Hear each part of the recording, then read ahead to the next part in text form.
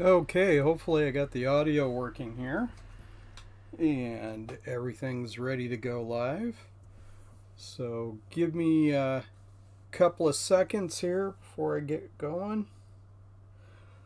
So this is Eric from Eric's Edge. Hi. Um, I've rebuilt several batteries for PowerBook 500 series, and this is a little different. This is for a 180C. And unfortunately, I don't have a capacitance welder to be able to weld the leads together. So I have to use a soldering iron and solder. And you always run the risk of releasing the magic smoke from the battery. But we're going to go ahead and try it anyway.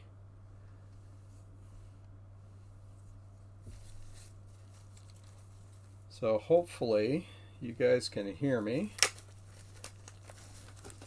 And I've started wearing gloves while I'm soldering. You know, I don't really want to get lead poisoning, so here we go. It's a new thing for me. Hopefully it doesn't get too sweaty. I'd like to buy some, like maybe some tight-fitting cotton gloves to do this with instead, but, needs must. These are the tools I have right now. So,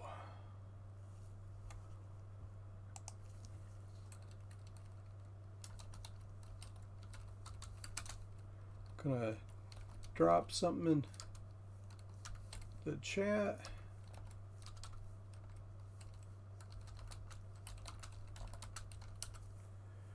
All right.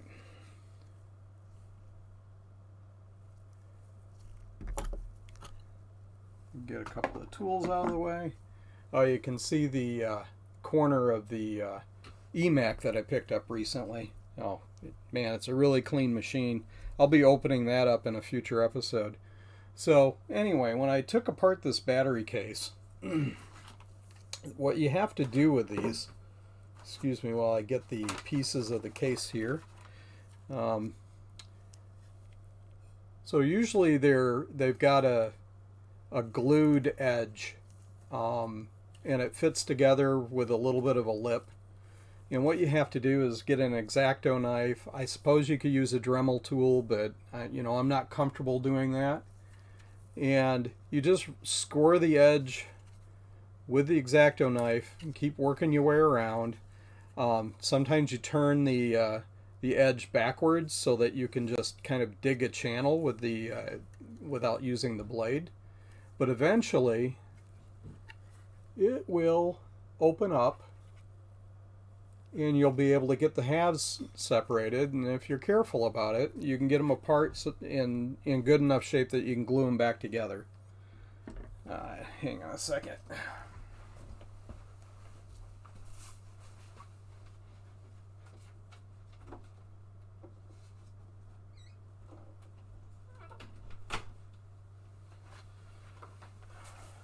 Okay, so what I've done is I've already taken this apart. So you got the two halves here. This is the original set of batteries, and they were pretty corroded. I've marked them out because I wanted to keep track of everything. There's a couple other pieces. Oop.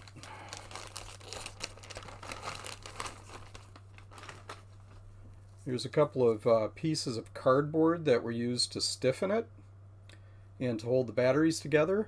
I had to use the X-Acto knife blade to separate this from the batteries, so it's in pretty rough shape. I'll probably replace that with new stiff cardboard.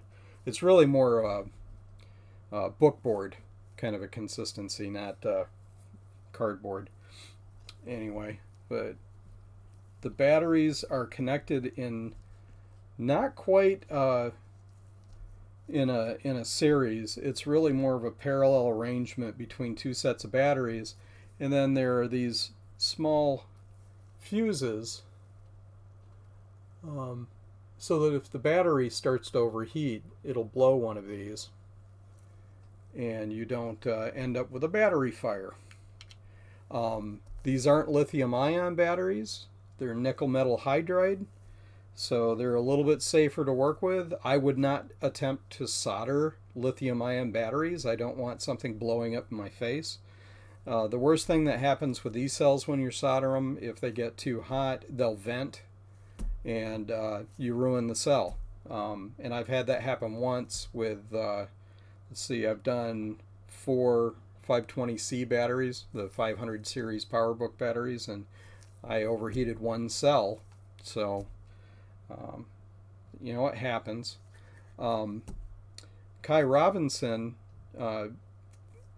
was very helpful, and he has a diagram and a post on Tinker Different. If you have not gone to Tinker Different and experienced the amount of help and advice and the knowledge of the people that are there, you really should. It's a great site with a lot of great people. And Kai doesn't use the batteries that have leads on them. Now the space is really tight with a normal size battery in here, but you might notice that these cells are a little bit, they're not quite as long. So there's a little bit more room to work with in here, so having the tabs makes it a little easier to avoid heating up the end of the cell. So I'm going to use these.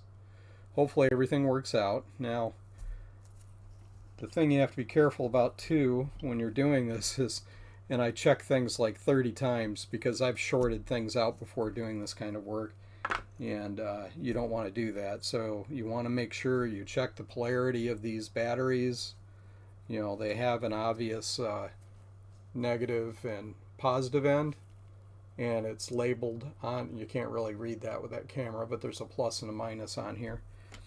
And you want to be very careful to make sure that you know you don't short them out, and you want them lined up in the right way. So I lay everything out, and then you know I'm going to go through and check it again just to make sure I didn't mess it up. So looking at the diagram, this is the negative end, so this should be the negative end, and it is. It's positive. This should be negative, and it is. This should be positive. Yep. This should be negative. Okay. This should be negative. And this should be positive. This should be negative on the end. This should be positive. This should be negative. Negative, positive. Okay, now you can't really see it from here. I'm going to move these off of here because I'm not going to put them together while they're on the other half of the shell. I want to make sure I leave all these leads covered up until I actually need to solder. Okay, so let's move these off in order.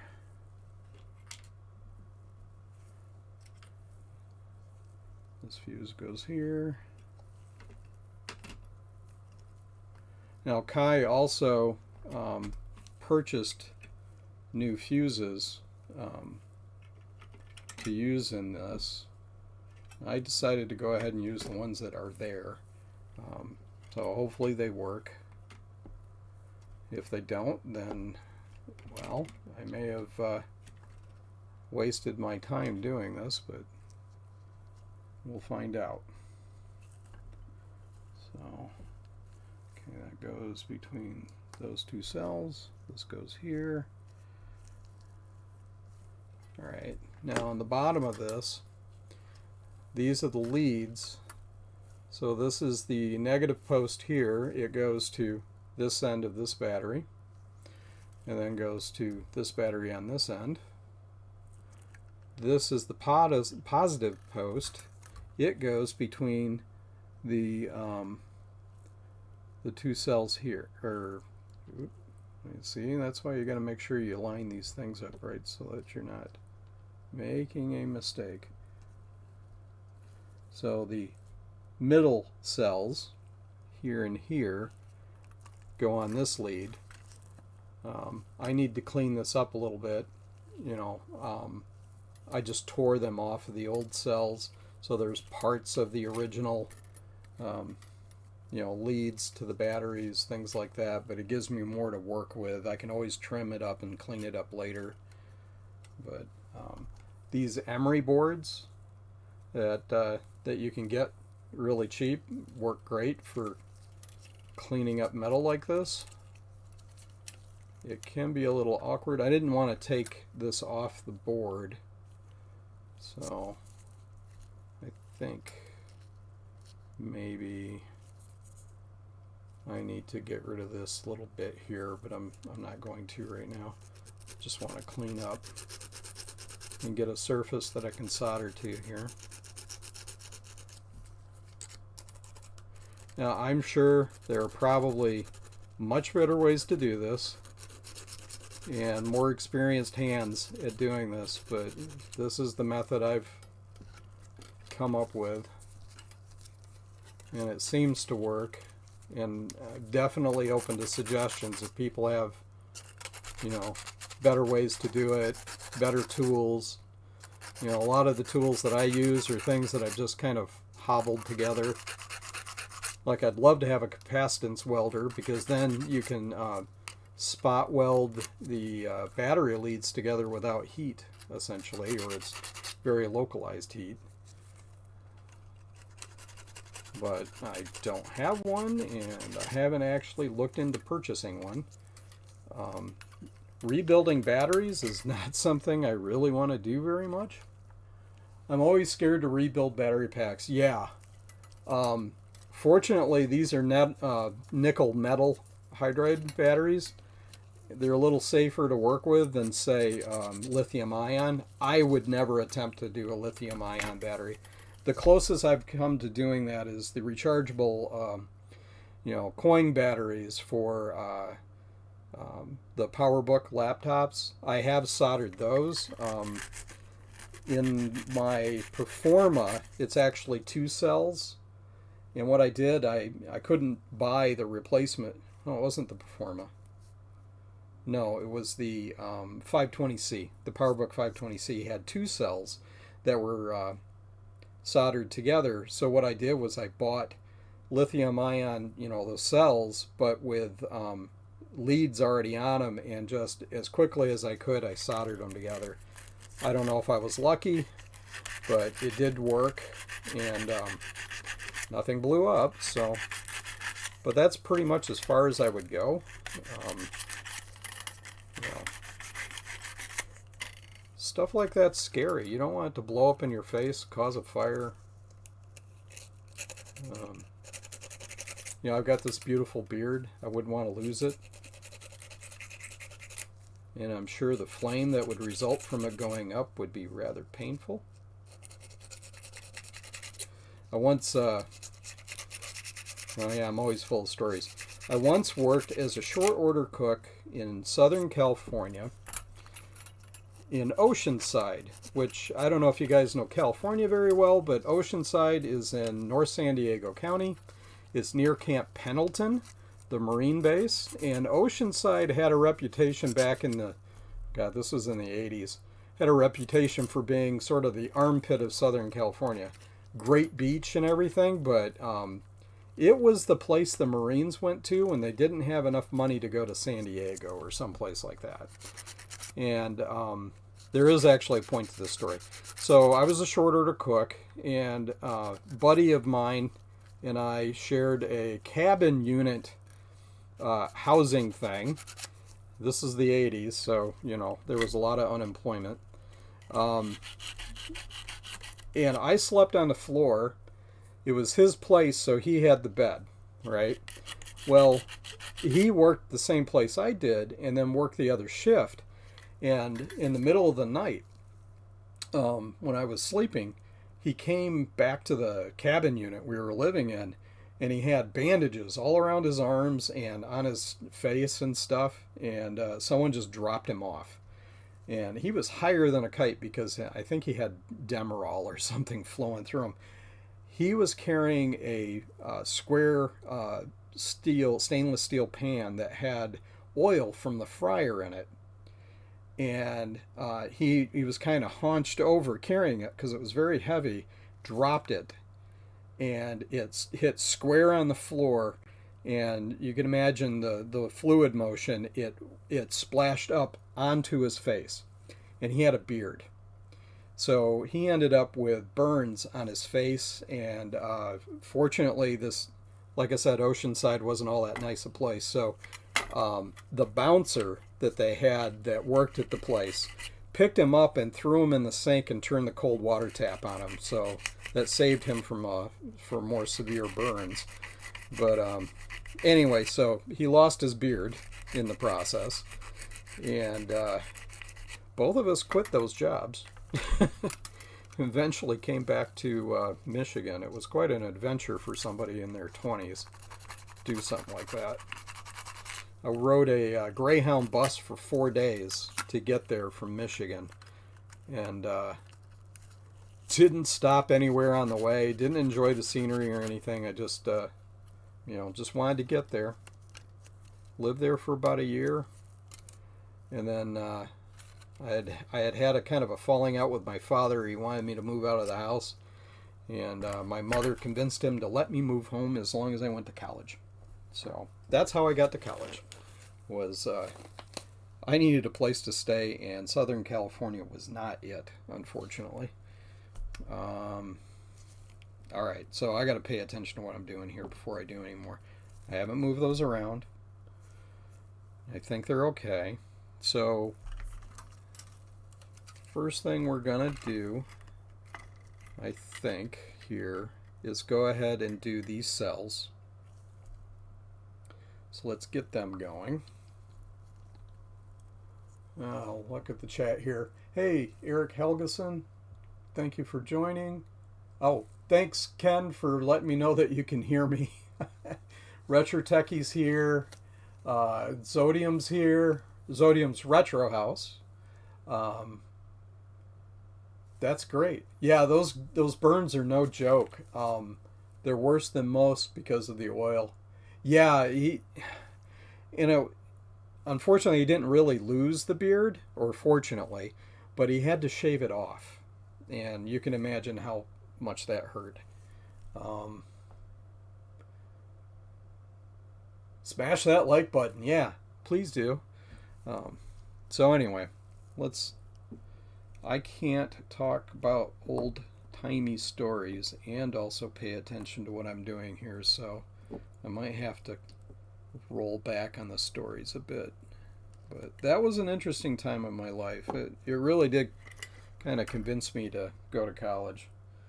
So if it wasn't that convincing me to go to college, it was working on a farm growing up, because that's real work. And I tell you what, I really didn't want to do that much work. All right, so orientation is going to be important here because I want to have overlapping leads. And I really got way more metal here than I need, but fortunately I do have some space. So what I'm going to have to do is figure out a way that I can overlap these. Yeah, I'm just going to have to trim them shorter to do that because obviously I can't put them together like this. That would be too long. I hope you guys can see this all right. So we're going to have to at least trim one of them so that the other can go over the top of it. So let's see, I'm going to need more here so that I can get it on this lead. So let's cut this one shorter. Anyway, I bought these batteries off eBay. It was less than $1 a battery, so it's not bad. I needed 10 cells, so hopefully if this works, I've got a working battery. There is a company that will do battery rebuilds for old laptops like this. I've never used them, and based on some reviews, I decided I'd rather do it myself than send it to them. You know, people's experience was kind of iffy. So, okay, so if we want that to go there, we should trim it. Gosh, I wonder if I could just crosshatch these like this, and it would be easier. It seems like that would work better. I can't go too high because the diameter of these batteries is the same. The length is what's shorter. So the other way to do this would be to kind of bring them together like this, and then fold them over. Or I could even, maybe I fold it backwards like this and then bring this one here. That seems to work better.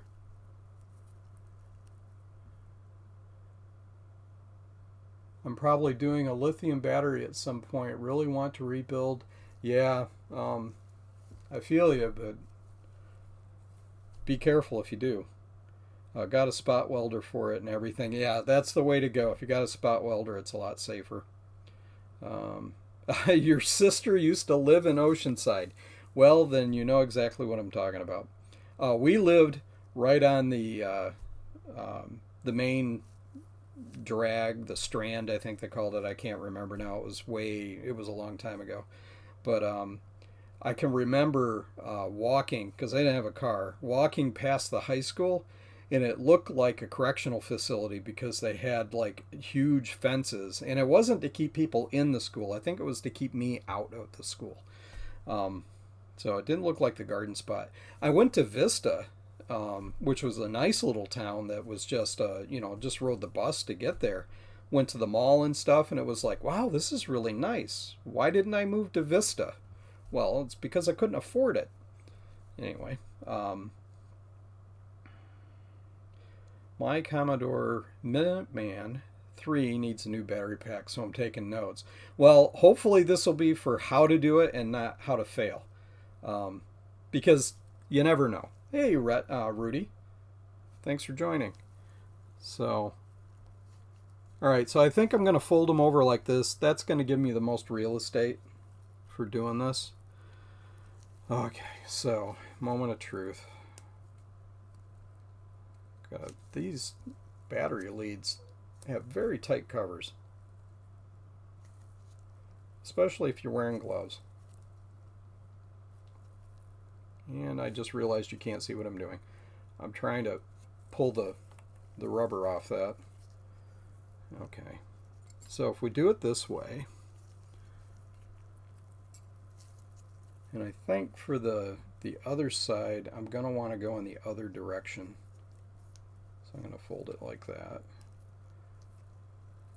You know, worst case, if I overdo it and bend one of these off, I'll just have to risk soldering the end. So if I do this,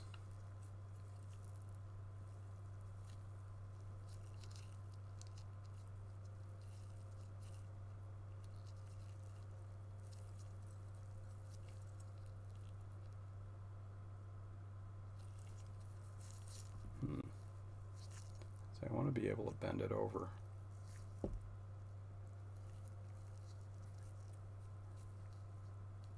So I think I'm going to use my marker. Where did I put it?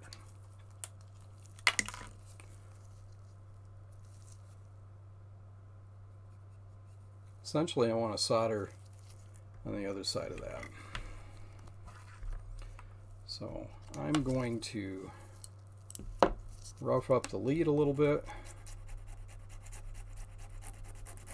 with my emery board, because you really want to heat this up as little as you possibly can, as quickly as you can. I've got a really fat tip on the soldering iron.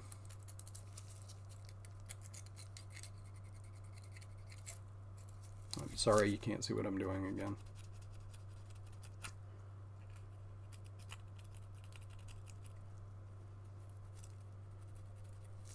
You know, the 520C batteries, or the, you know, the 500 series batteries, I was able to get together. It took me about 3 hours from cutting the shell all the way through putting the battery together by the fourth battery.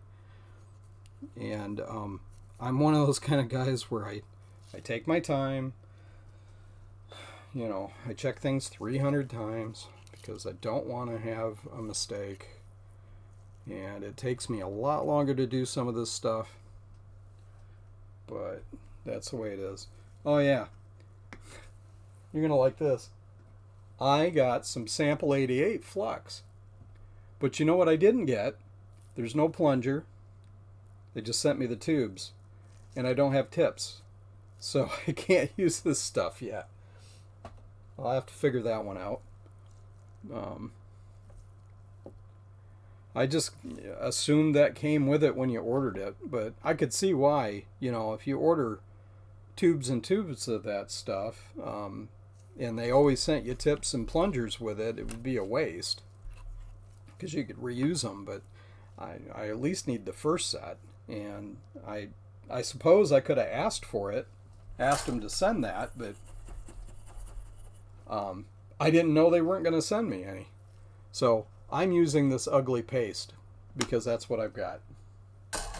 But, you know, again, needs must. Oh, what did I do with my applicator? Ugh.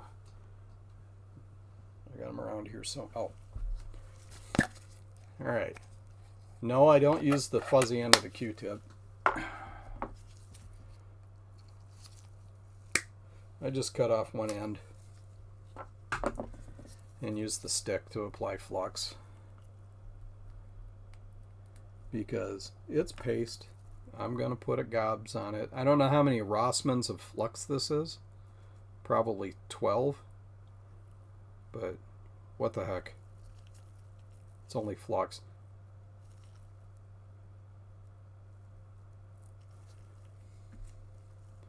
And it's cheap flux at that.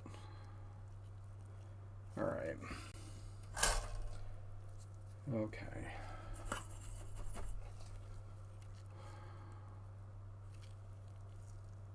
A little bit on the iron.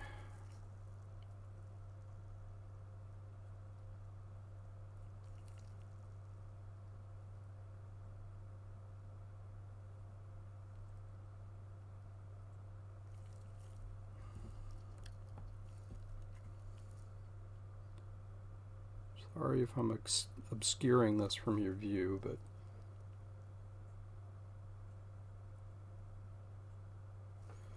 okay. I'm doing it the hard way here.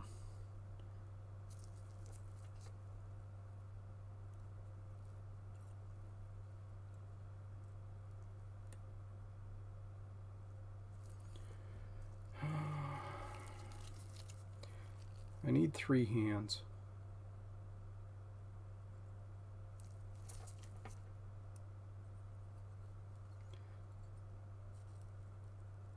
This literally might be the worst way to do it. I bet you I'm going to burn myself if I do that.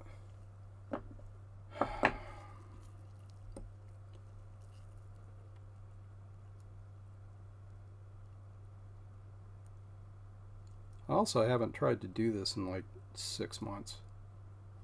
So I probably have forgotten how I did it. There we go.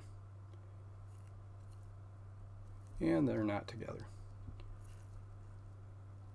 Okay.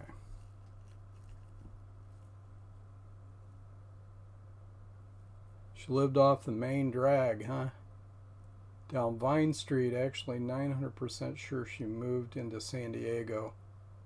Yeah. Vine Street. You know, it has been so damn long since I lived there. I have no idea where that is. And we're talking 1981 or two, maybe 3. When I was there. Okay, this is not working.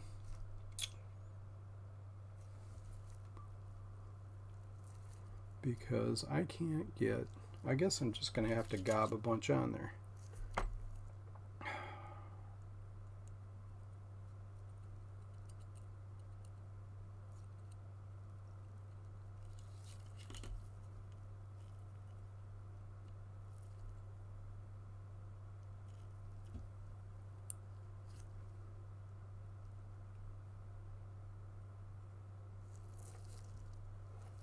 Alright, let's see how bad that is.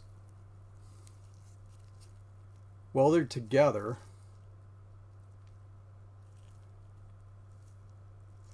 they're probably alright. I think I need to try to... Oh, where are my tweezers? That's what I need. Hang on a second.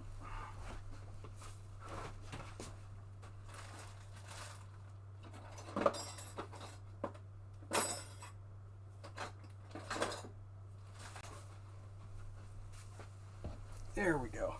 So I got these sharp pointed tweezers that I can use to hold stuff together without soaking up too much of the heat.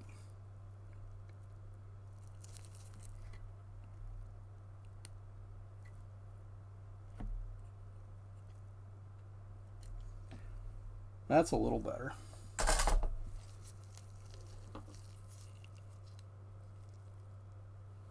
So I don't know if you can see, you probably can't see that too well, but it's ugly, but I think it'll serve us. And that's really all I'm concerned about. All right. What should we do next? So the next thing would be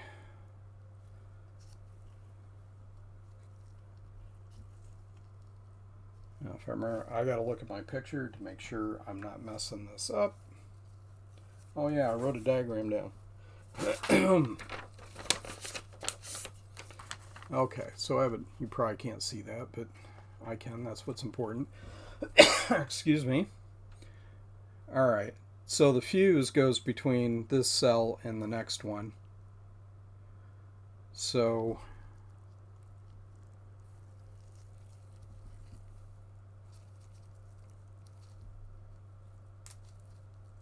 yes, those are Ron's stickers.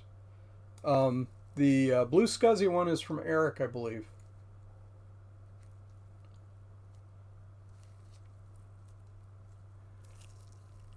Well, you're not too late. I've barely gotten started, Joe.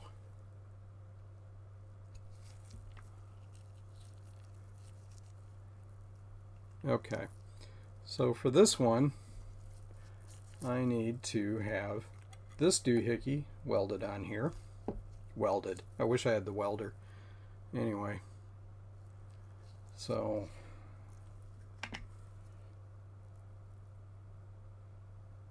this ugly paste that I am forced to use because I don't have a plunger or a tip for the nice solder that I just got, but sorry you guys can't see again. But it does the job. That's good enough for me. Alright, so that's going to have to go on here. It has to go pretty tight.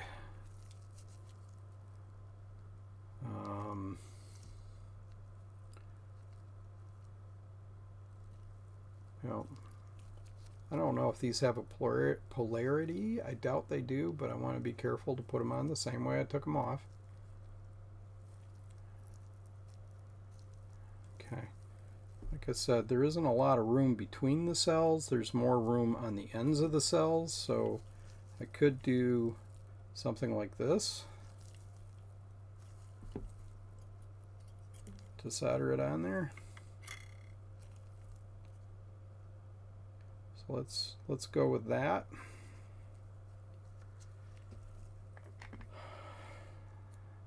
What's the actual volume for a Rossmann of flux? I doubt this is a Rossmann. Maybe it is. I don't know. It's ugly, but it's on there. Yes. At this point in my skill level, it's on there is a success. I'm not going to worry about how pretty it is. I will say that when I'm putting caps on, after watching Bruce and everybody do it, I'm starting to get a little bit picky about how they line up, and we'll actually resolder them to get them on there. Um, why don't I have some of the what is it, the blue poo that Jay uses? I'm gonna have to get me some of that. Wait a second. I might have some yellow poo. Be right back.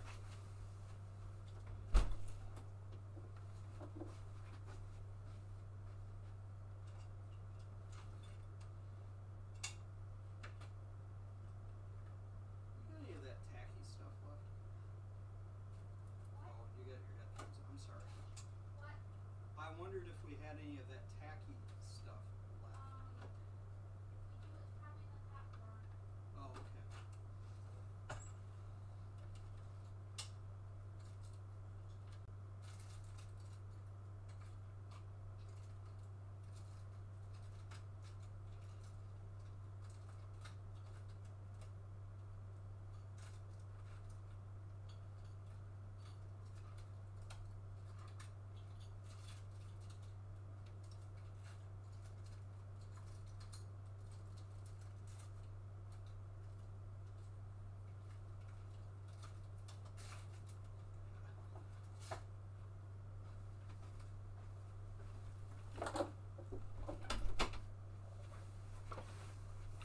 Nope. It's holding a poster up somewhere, I'm sure. So, blue stick. It's ugly, but it's, yeah. All right. Okay. So, let's get a glob of solder on there.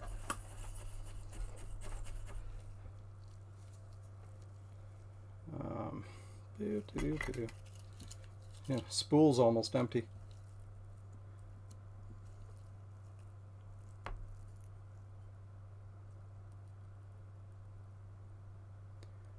Okay, there's a minuscule blob of solder on there. Let's move this out of the way so I don't burn it and put a hole in it, because, and the multimeter leads, because I've done that before too. Okay, this goes this way.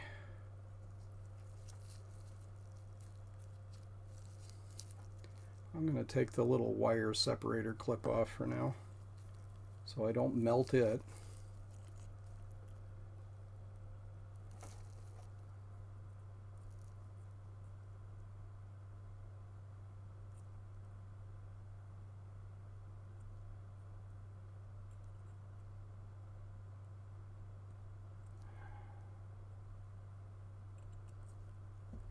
All right. To do my solder.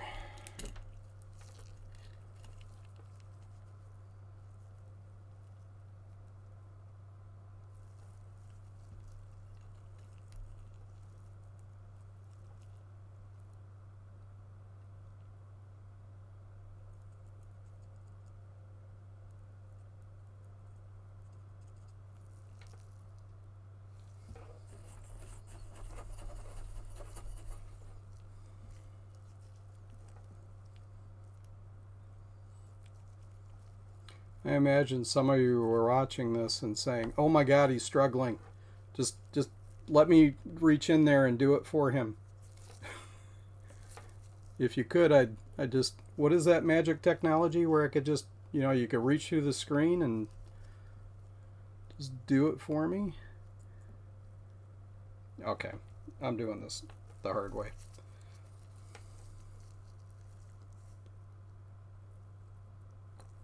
Oh, come on.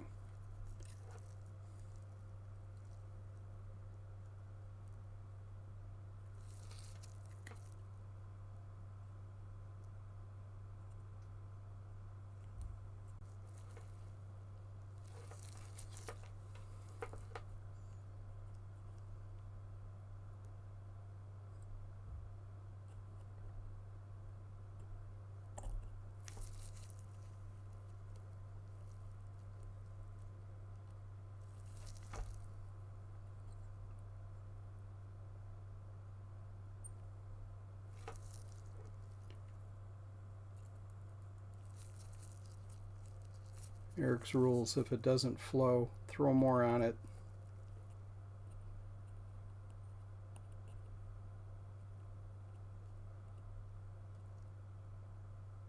At least to get it holding. Alright, Rudy, be back in a bit. I know this is really exciting viewing, huh?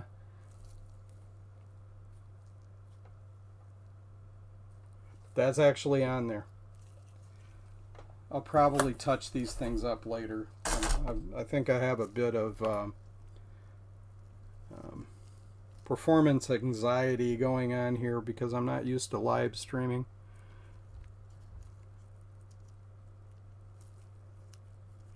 Okay, you notice what I did there? I put this on backwards because I wanted to do it like this. Shoot. Alright. Do it right the first time. Or the second time if you don't do it right the first time. Ah, dang it. Wasn't that hard to get off, so obviously I wasn't doing a very good job of soldering it on there. Alright. So, we want this like this, Eric. Which means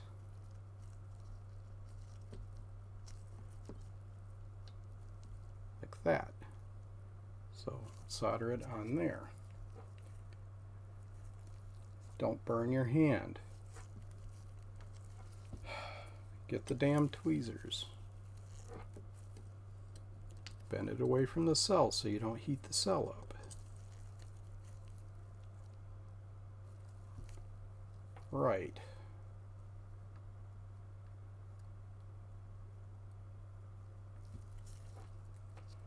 Grow a third hand. Don't lose the plastic thing.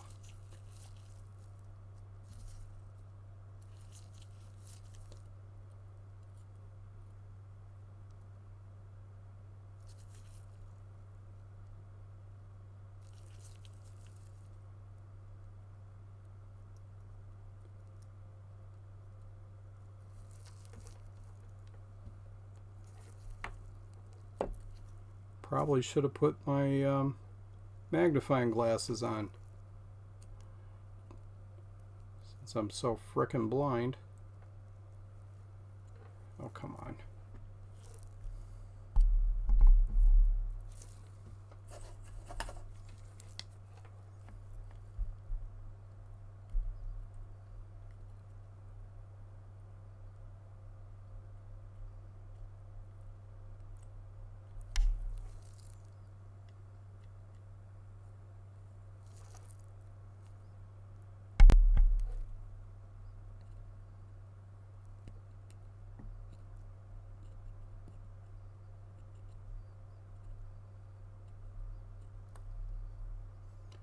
Hey, you created a cold solder joint. Congratulations.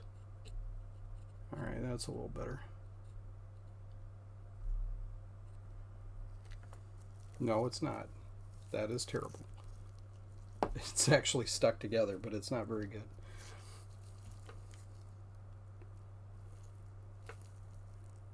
Clean the tip.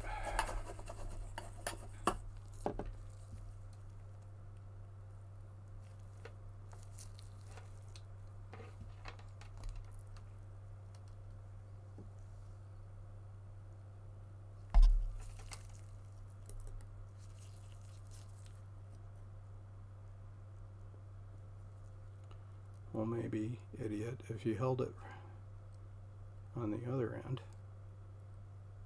you'd get somewhere. Nope, that's not any better.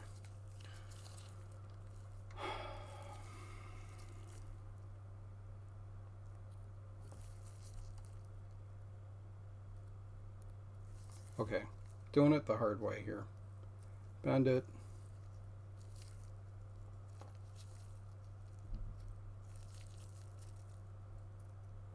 You know, doing this with gloves on is harder than I thought it would be. Honestly. I didn't think it was going to be that bad, but my hands are starting to sweat already.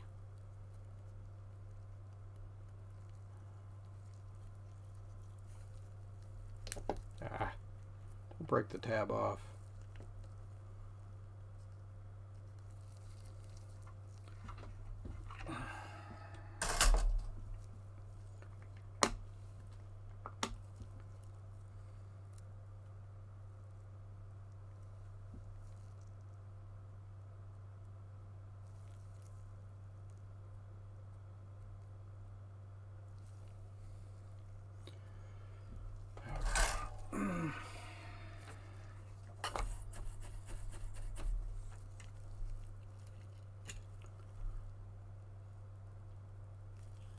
This will probably go down as, this is how you don't do this.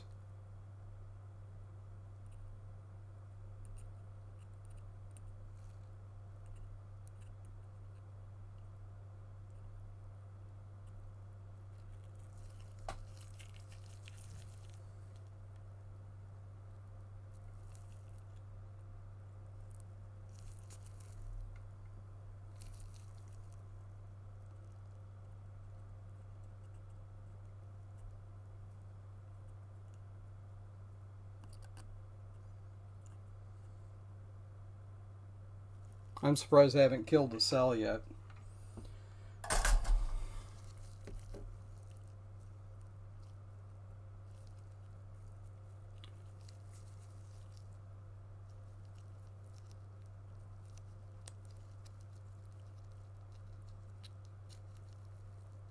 It's a good thing I got a lot of extra space on the ends to deal with this.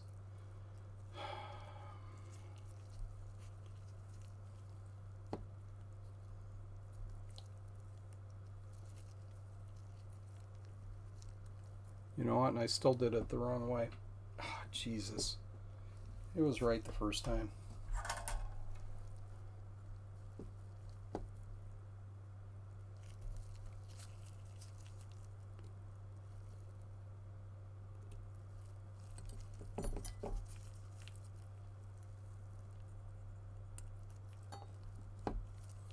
Alright, stop and think, Eric, about what you're doing. If you're going to bend it this way and it needs to go into here, that means this has to be on here so it can bend in between. So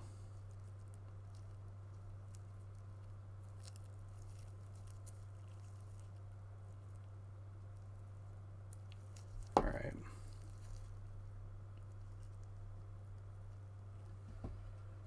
Third time's charm. Don't you wish you could just hold it together?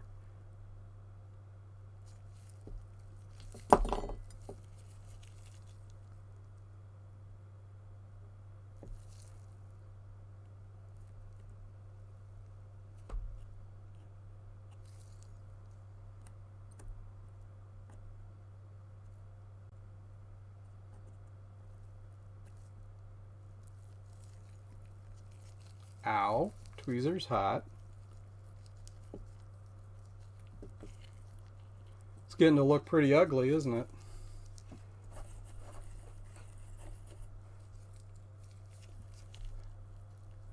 Guten Abend. Good night, right? Or Abend. Isn't that like over? Done? Something like that. I can't remember. My German is terrible.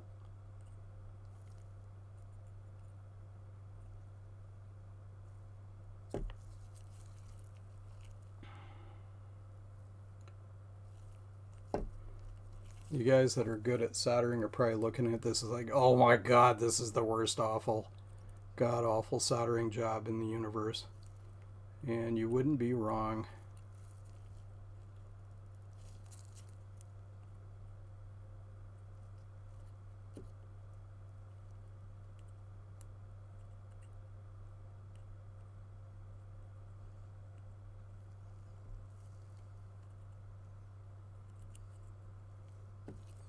Alright, let's just call that good. Okay, so that folds into here. This one goes onto that cell.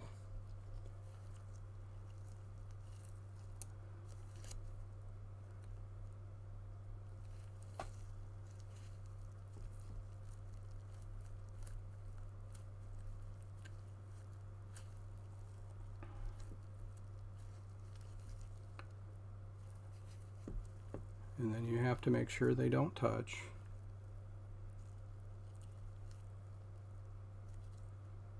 Which means this has to be folded up a little bit higher.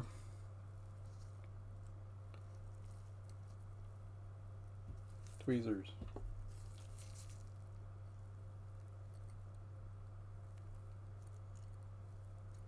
You know, maybe Kai had the right idea. By using new parts, you've got nice long leads to work with.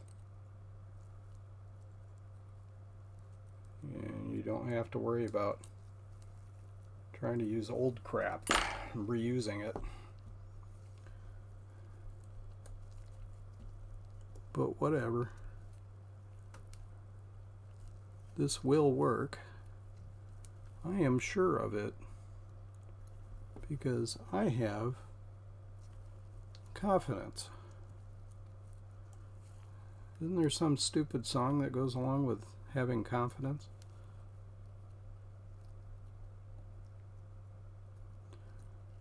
Okay.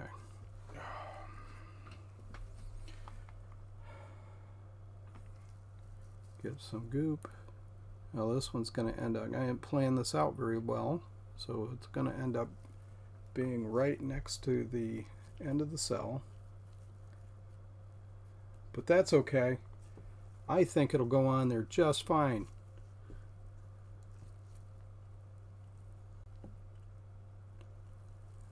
So let's get some solder on there.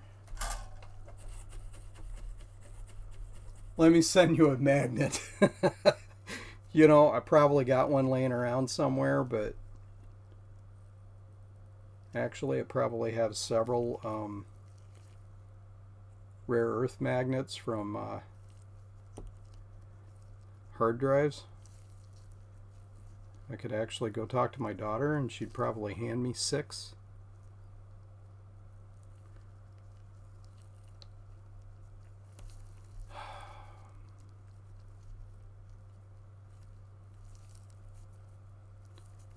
I guarantee at some point tonight I am going to burn my finger.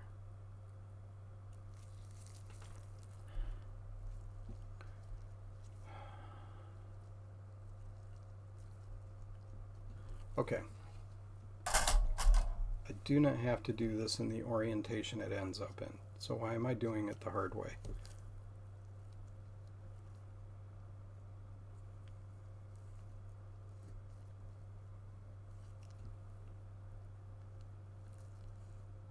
I just need to make sure I can bend that.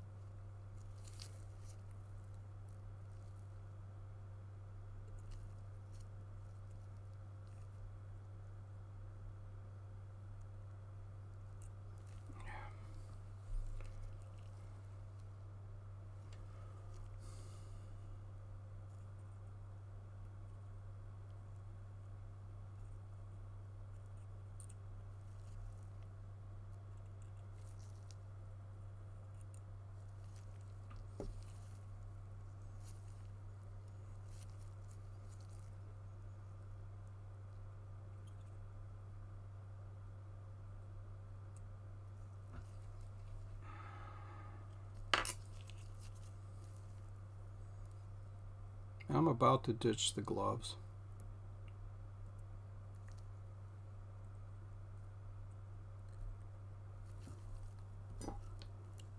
Nope.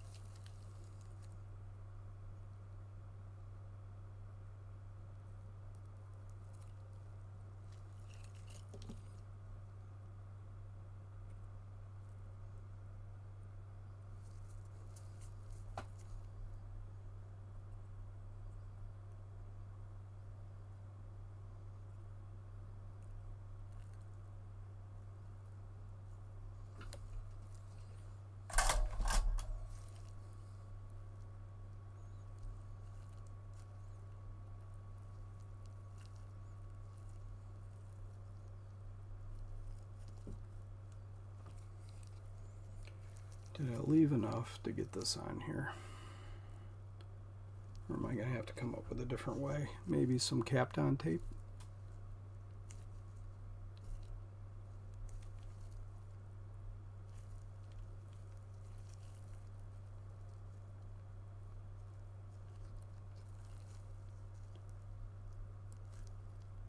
Boy, I'm glad I got room at the ends of these things, because that looks... I'll have to show you pictures of the 500 series batteries. They looked a lot better.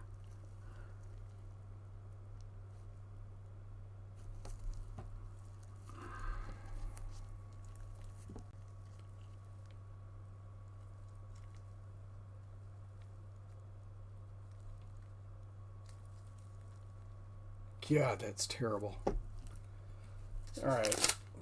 Gloves are coming off. I'll just try not to lick my fingers. Whew. That did not work very well.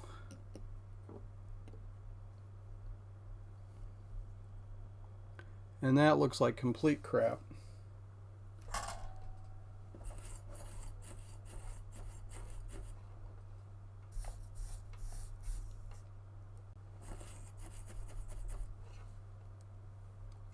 I do not like that at all.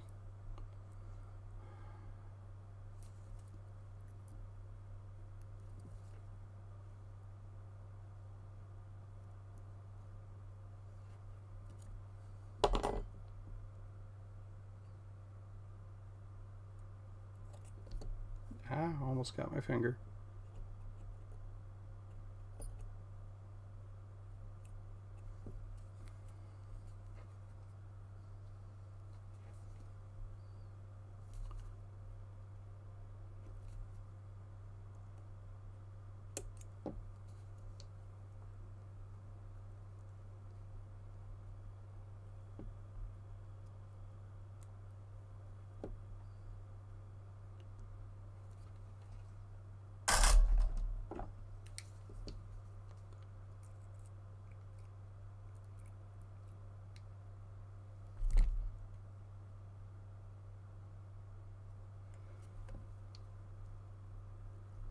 I'm going to have to put goop on this to keep it from shorting out.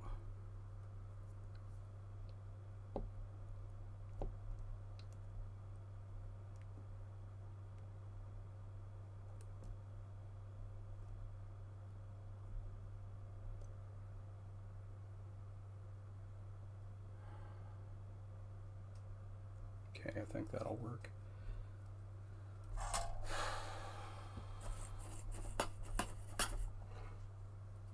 Can you describe the problem you're facing at the moment? Lack of skill, probably improper tools, the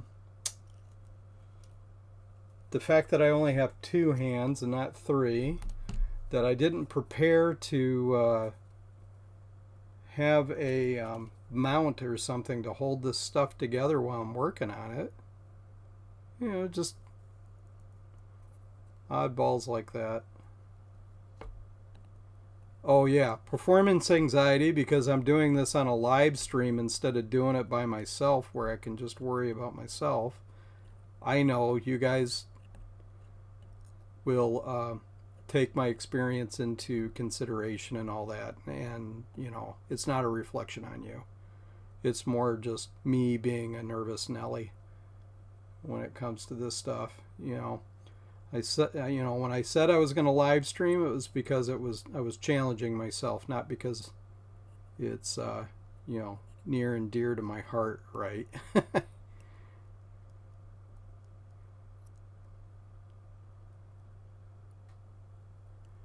And I'm also trying to make sure that I don't overheat the damn thing, because it will screw it up to no end. I'll end up losing cells if I do that. He's still alive. Yeah, I haven't killed myself doing this yet, so I guess that's also a success, right? You guys know me well.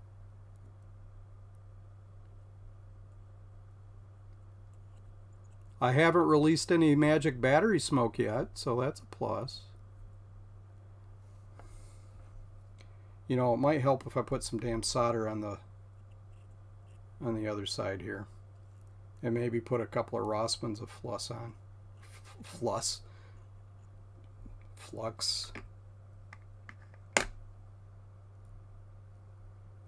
Yeah, I got this nice new tube of, Steve, of sample 88, and I can't use it because they sent it to me without a plunger or anything.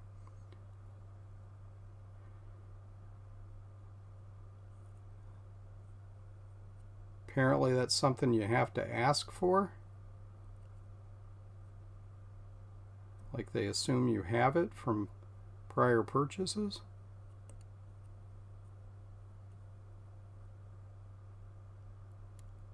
Oh Christ, come on.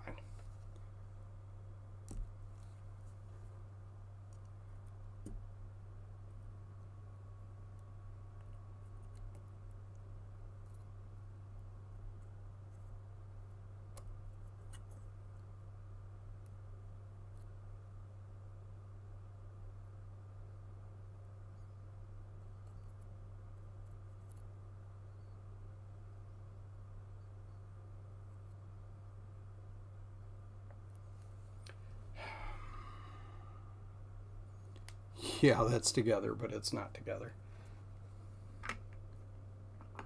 So I'm using this paste because it's what I got, and it does work.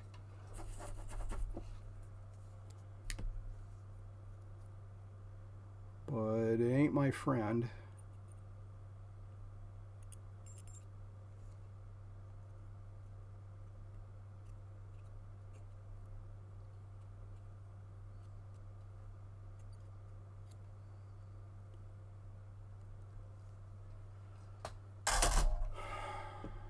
It's together. All right. 3 down, 7 to go.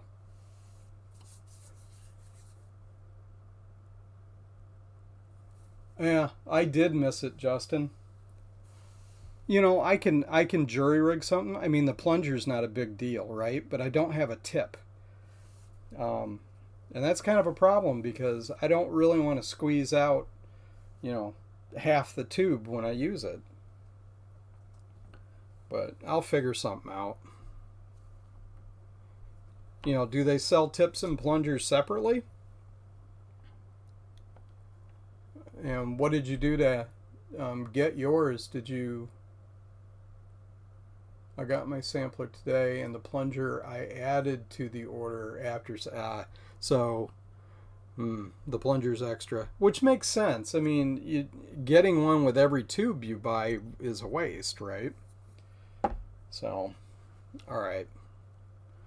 Next cell. Oof. And let's just double check and make sure that we're not connecting the wrong thing together. So this should be the positive end, and it is. That's negative. That's positive. We'd know because I'd be heating the cells up like crazy if I put them backwards, right? And this one needs to be positive, and it's not joined to these cells. That fuse, and then it goes across and goes up. So maybe I should do these together.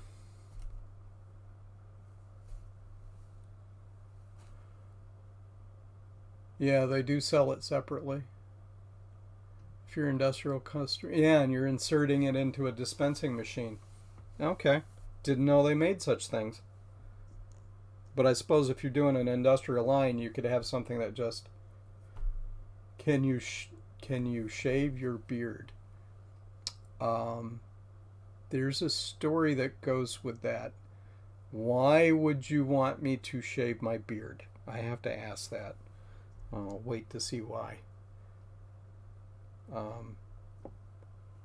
I haven't shaved my beard since it's probably been about 25 years was the last time I shaved it off. If you order sample 88, you need to go to Amtech's accessory page in the dispensing kit for So for $2, I missed out on getting the dispensing kit, which means if I order it, it's going to be $7 because I'll have to pay shipping. Damn it. Oh well. Such is life. Universal dispensing kit for industrial 10cc syringes. You know what I think I'm going to do? Since it's got, I mean, it isn't just loose in there. It's got a you know, a plastic piece in there to separate the plunger. I can come up with rig something up to squeeze it out. My biggest problem is I don't have anything for this. So I'm going to have to jury rig that.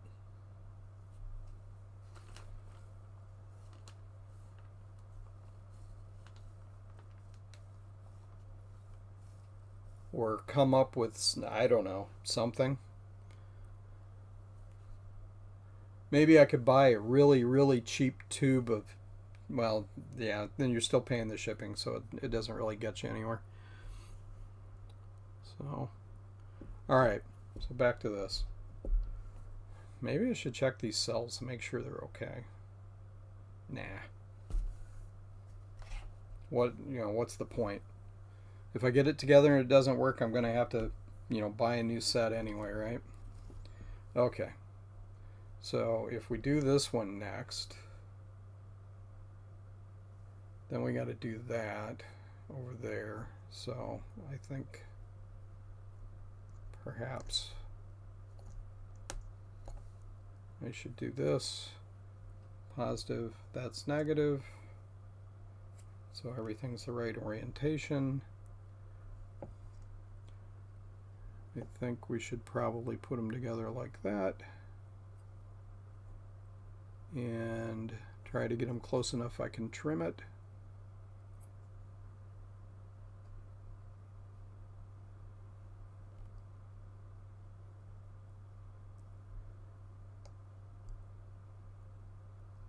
Okay. Now, emery board. I didn't do this on the last one. That's probably why I was having so much trouble.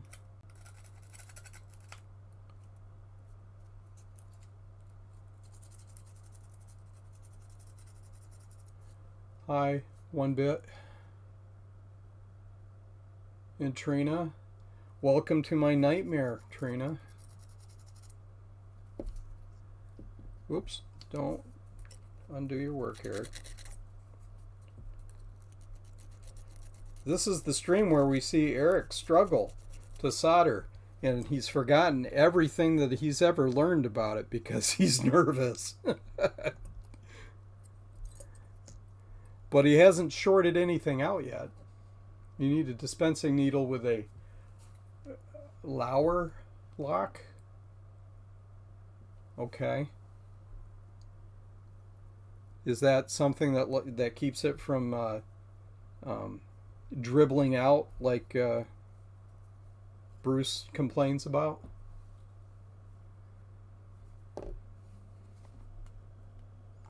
Get some of my cheap pasty flux on here.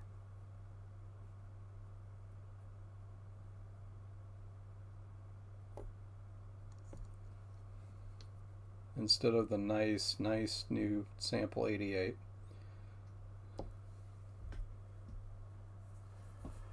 Just blow compressed air into the tube. Some of the flux will land where it needs. True. I'm not worried about plunging. I'm worried about, having a finer tip than just the open end. All right.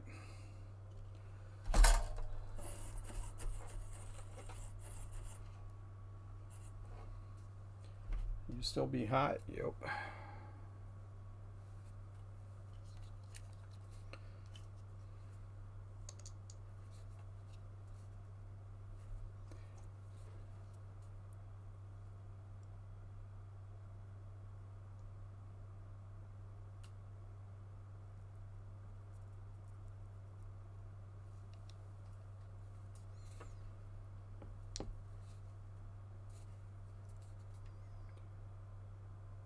Now I gotta remember not to lick my hands, right?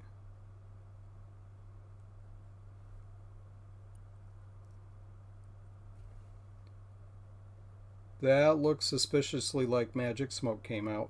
Damn it. I think I fried the cell.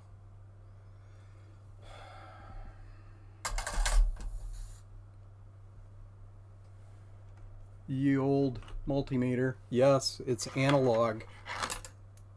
I think I've had this since I was a kid.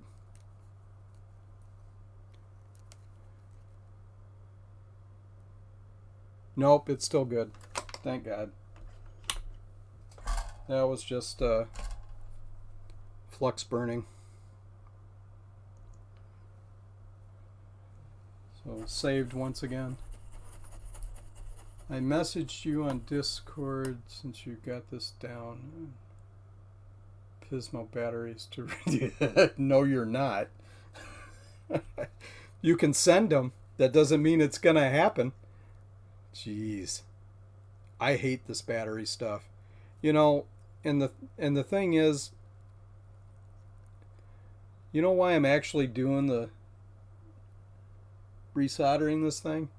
It's so I can show off using an old laptop when I'm at the coffee place, so that all the hipsters will go, ooh.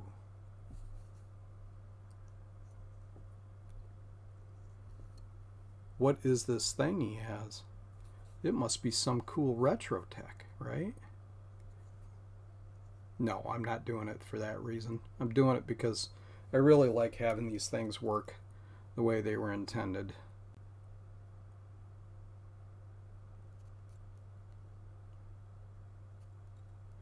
I do not have enough flux. There is no such thing as too much flux. I don't know who I heard that from, but somebody told me there's no such thing as too much flux. That might be too much flux.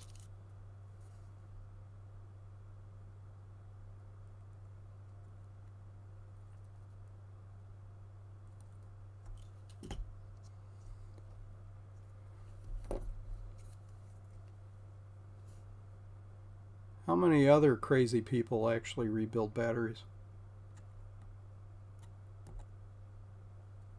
Oh my God, did I get a lot of solder in there or what?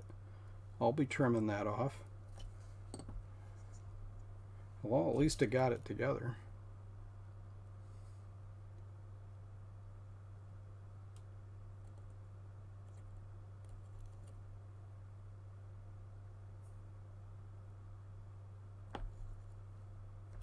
All right, come on, Eric, don't burn the cell.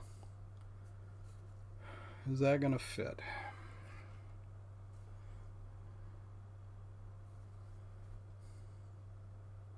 I guess I could bend the leads in. I got to get rid of some of that solder. I've got like a giant wad of solder in there. What temp is your iron set at? Okay, you guys are going to laugh. This is a welder. It's at temperature 4. You tell me what temperature that is. It's at hot, but not the hottest it can go.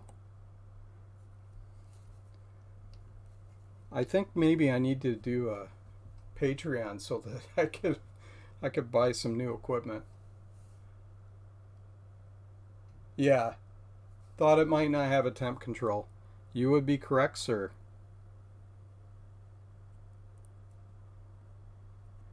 And unfortunately, my lack of experience probably limits me being able to figure out what temp it really is at just based on the behavior and whether I've got it too hot or too cold.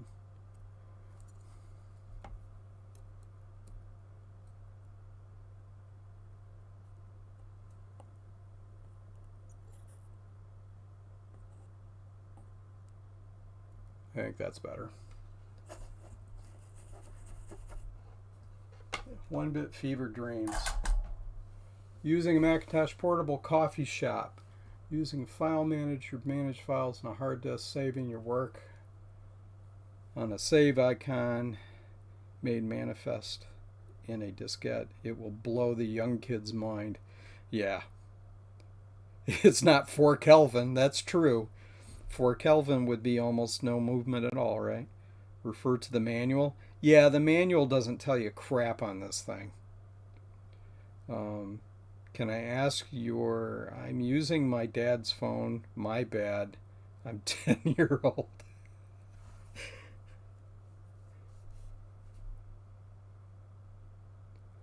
Oh, okay. Funny. Well, oh, yeah, the beard thing. So I shaved it off once when my kids were very young. Both of them started crying profusely because I had shaved the beard off and they didn't know who I was, or they acted like they didn't know who I was. And my wife just looked at me and says, "What were you thinking? Why did you?" I'm like, I don't know. I just felt like shaving it off. I've had a beard since I think 10th grade in high school. I've had the mustache since then. I've never gotten rid of that. I just felt like shaving it off for once, and I'm like, immediately grew it back. It took all of 2.5 weeks, I think, to grow the beard back. Uh, I guess that's my superpower, is beards. Um, so yeah, they cried. I went, what? Yeah, what did I do? My wife's like, it's obvious what you did. Anyway, so grew it back. Haven't gotten rid of it since. I have trimmed it really close before, but as of late, I've just let it go. COVID, um, and haven't really cared too much whether it's long or short or scraggly or I look like Santa or the guy, that's collecting cans. I can't stand having a beard on me. Well, you don't have one of these beards. That's probably it. See, if you had this long, luxurious beard that's very fluffy, then you wouldn't be envious. Anyway, I don't know. I've had it so long. I think I would feel weird if I didn't have it. Doesn't seem to make any difference in the summer or anything whether I've got a beard. I mean, I live in Michigan, so we get all temps here. Um, Beard Force One. My beard hates me. So, do you have problem with like ingrown hairs if you do grow one? Because that's the worst. All right, so we got that cell on. The next one is, let me make sure I got the right cell here. Yeah, it's got to go positive this way. So this one, I'm playing battery Tetris. This one is soldered between here and then soldered here. So obviously, I need to solder these two leads together. And why did they put these things on so damn tight? I know, it's because they didn't want them to come off. Ah, Jesus.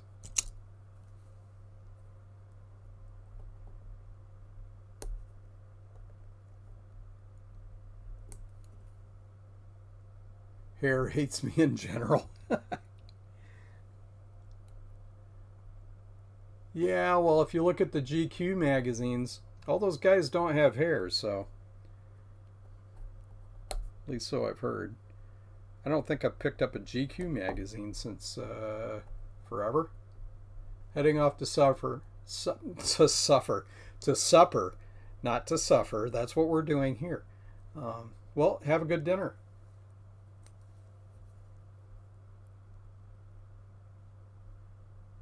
Yeah, beards are overrated. So is hair. I just like mine because I can grow one. And if the hair ever goes gray, and well, it's on its way. I mean, obviously, it's not what it was. Um, I could always get a gig doing Santa. Heading out, going to try out a new cool thing I got for vintage PCs. Cool. Oh, okay. Geeks Quarterly. No pass. They're finally able to sit back and enjoy the stream.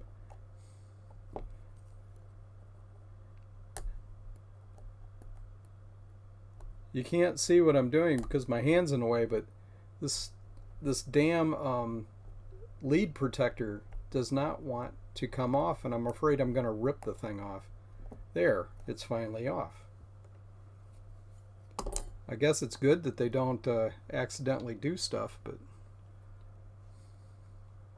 Alright, pay attention, Eric. What are you doing? That's a negative lead. This is the positive end. You need those two together.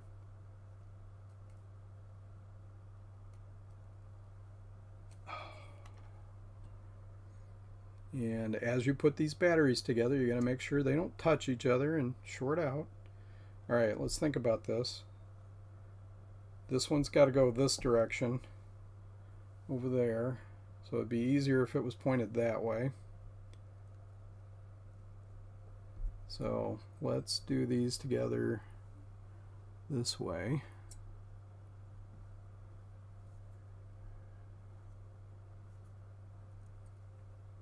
So you can fan this out a little bit, give us some room to work.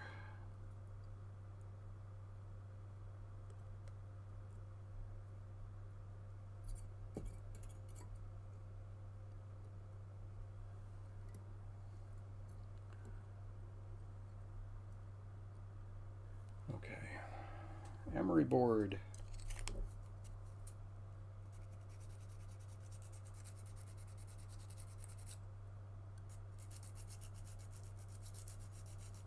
Do you have a cigarette lighter or candle?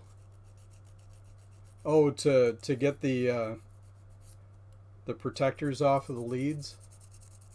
I don't have it. Well, I might have a cigarette lighter, actually, now that I think about it.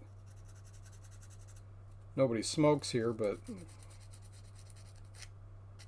we found one when we were at the park and actually needed light for the grill, and got lucky and found one on the ground. My hair started to turn gray after I started to date Charlie.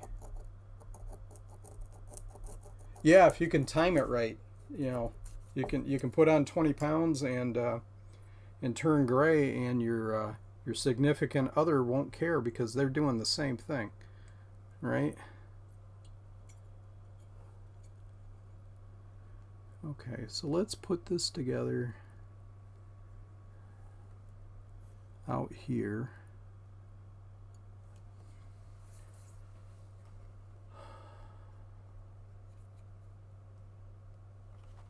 Yeah, I probably do, but I like complaining about and struggling to remove them. So I'll probably just keep doing that. It gives me something to bitch about.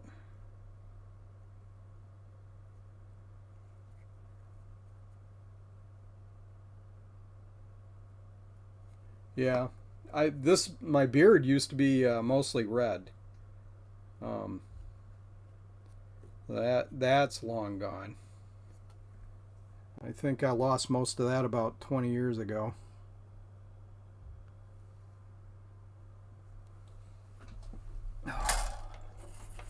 So this 3-hour battery job's probably going to take me like 9 hours to do. So obviously I'm not going to do the whole thing tonight, because I can't.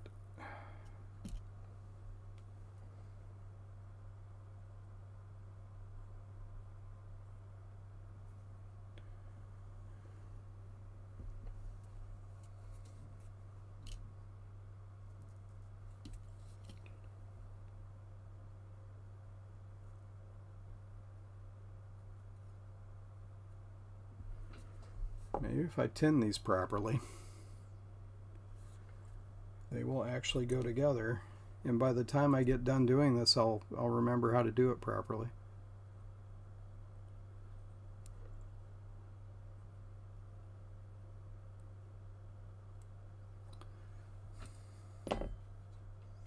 There's that 3-hand problem again.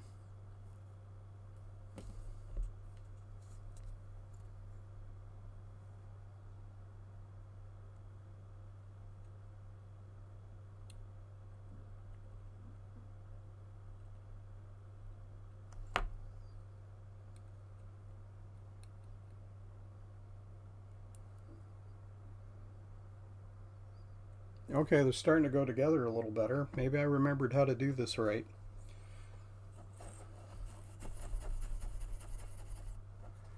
If you have some sort of paper clip, it would hold the battery leads together. You know, uh, you say something, and I've got an alligator clip I could use.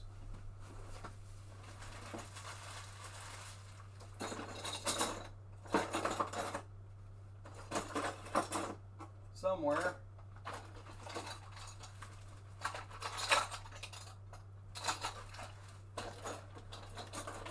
Aha!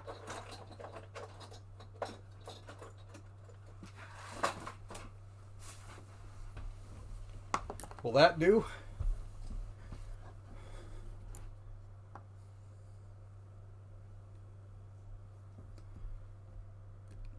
And it'll act as a heat sink.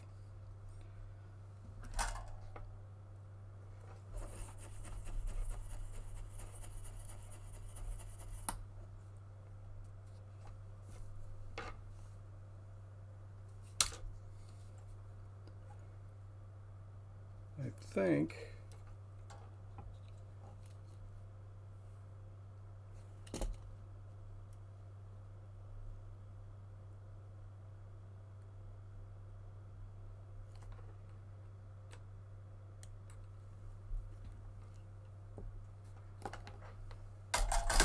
Thanks for the suggestion, Jay. I think that's going to do it.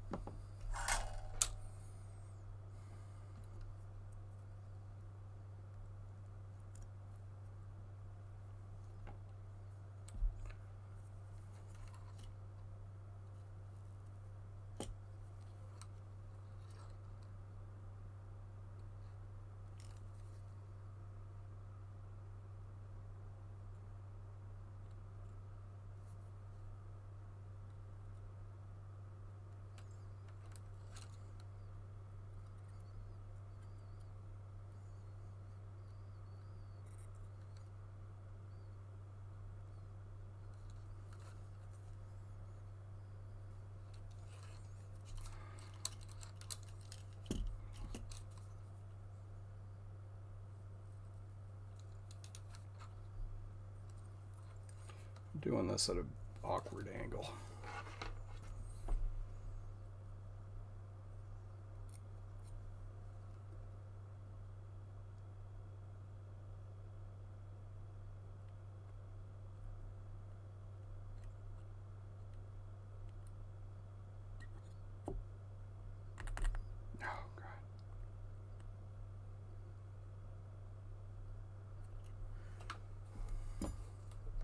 Yeah.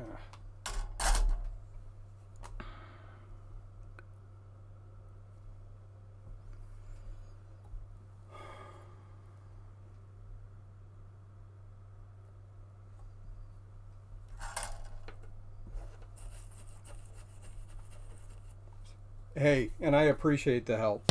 Like I said, I'll take any suggestion anybody has because I'm a novice at this and it's very obvious.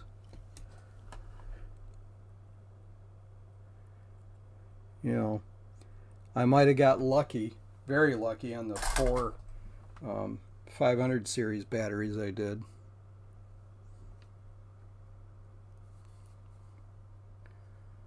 So,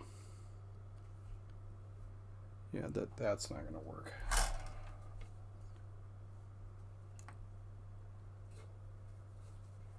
Let's do this. Here, give me a little more working space.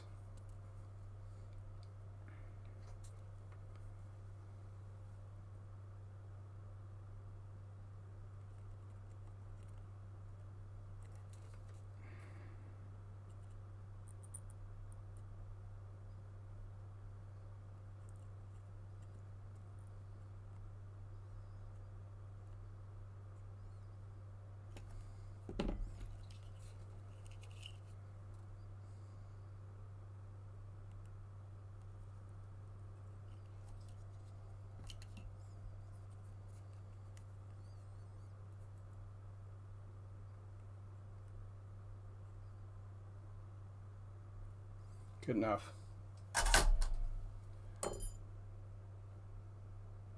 Yeah, I'll be able to trim that and it'll work. Okay, another cell down. Shade tree fabrication. That's a phrase I'm not familiar with. What does shade tree mean? Is that like winging it? Because that's what I'm doing. All right. These two have to go together. Negative, positive. So we're all good there.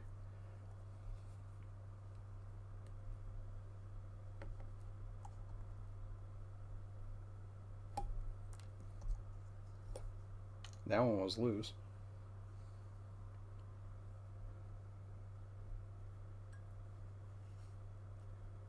Now, if I do that, okay, that one doesn't have to go anywhere. So these can actually just go fold over right over each other. Whoop, shit. What did I do?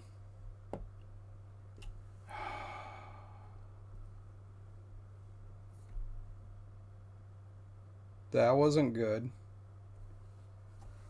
Is my frickin' diagram right? Negative, positive, negative, positive, negative. That should work. Positive, negative, positive, negative.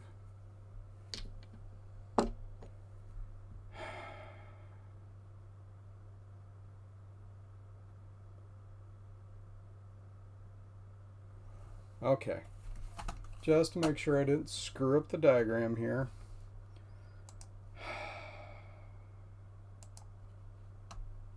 I'm going to go to Think Different,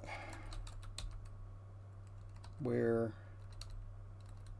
not Think Different, Tinker Different, and look at Kai's diagram and make sure I'm not screwing it up. PowerBook 1XX.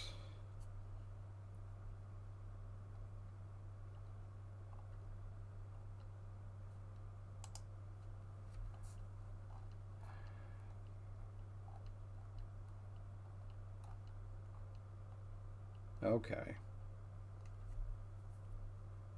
Looking at Kai's diagram. Negative. Yep, I did screw it up. Ah, Christ. Well, maybe I caught it before I did any damage. My diagram's wrong. So much for checking it 3 times. No, my diagram's right. I'm an idiot and wasn't paying attention. Jeez. Well, I'm going to blame it on me for live streaming. These frickin' 2 cells don't go together. I just closed the circuit. That was stupid.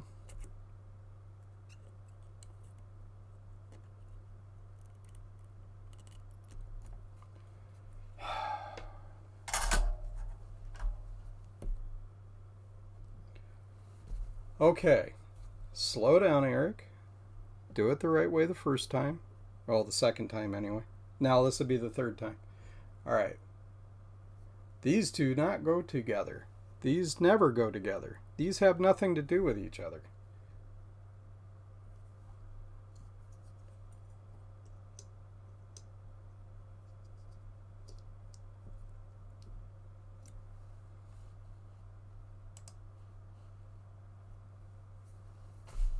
Don't forget to like the video. Yeah. Even if you hate the video, use it as a reverse barometer. This is how you do not, do batteries. Just sit back and take a deep breath. Yeah. Another 4 hours for the stream.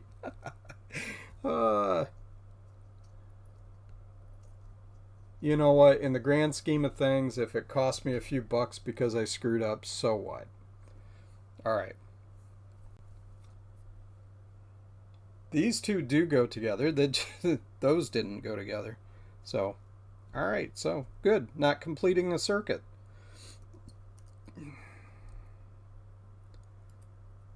This is what we want.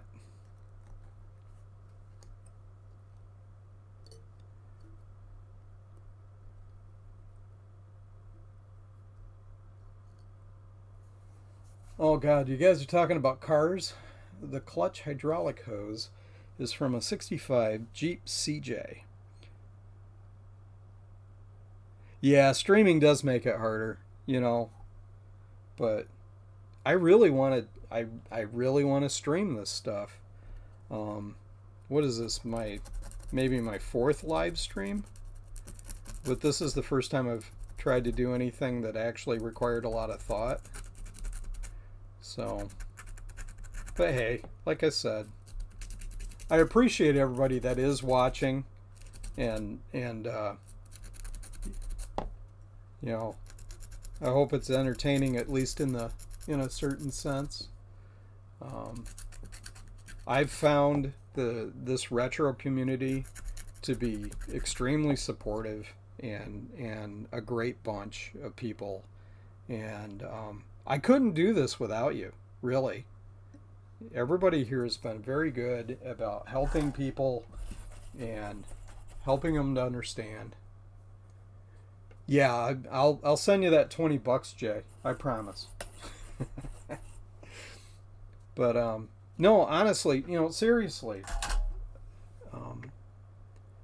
I probably wouldn't have really gotten into doing the hardware at all if it weren't for all the live streams of the people that show us how to do it. Hardware is not my background; it's software. I mean, I had electrical engineering 101 in college, but that's all theoretical stuff, logic circuits, that kind of thing. You don't do any hands-on stuff.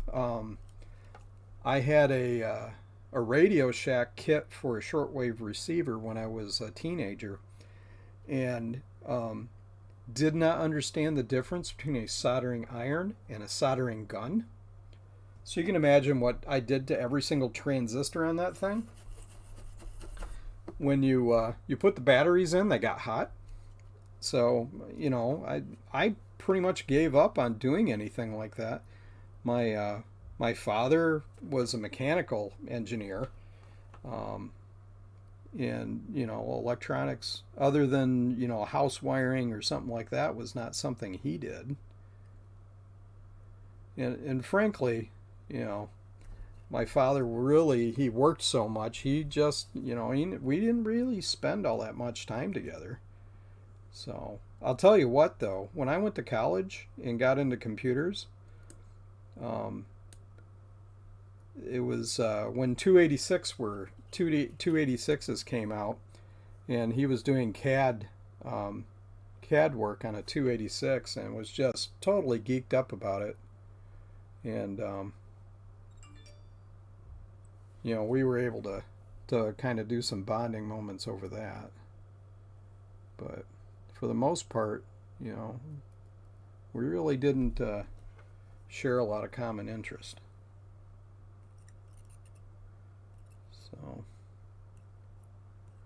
So if you got kids,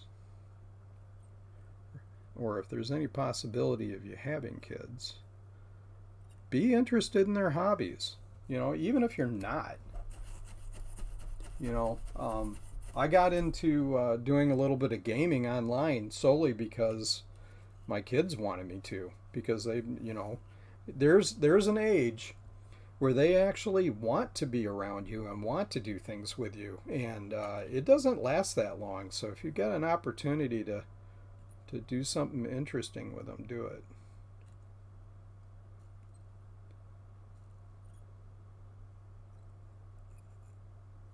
So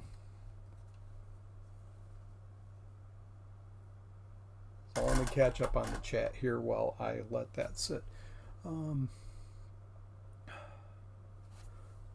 Mac 84. I'm enjoying it, Eric. Yes, Mac 84, Steve. Um, I'm sure you are, because I think every one of you probably at this point at some time and are like, yeah, I remember what it was like to do this kind of crazy stuff without any skill or anything. So, um, oh, thanks. So everybody can watch. Thank you, Steve. I appreciate it, actually. Um, are you streaming tomorrow, Trina? Yeah, Trina, are you streaming tomorrow? If you are and you've got it scheduled, drop it in the chat. Um, Tell us what time. My live stream tomorrow night. Sorry about mentioning auto. No, don't apologize for having a side chat about stuff. I mean, there's only so much that's interesting about this. I don't mind at all. The only reason why I said what I did was because I've never cared for cars or anything, but out of necessity, I learned how to fix quite a bit of stuff. I rebuilt the engine in a 72. Um, I wish it was a cool car. It wasn't. It was a Volkswagen Beetle, um, where I actually had to rebuild everything from scratch in the engine, and I didn't know what a torque wrench was. My dad said, "Here's the manual." And he handed me like a Chilton's manual or Haynes or something, and I turned to page one, and I'm like, "What's a torque wrench?"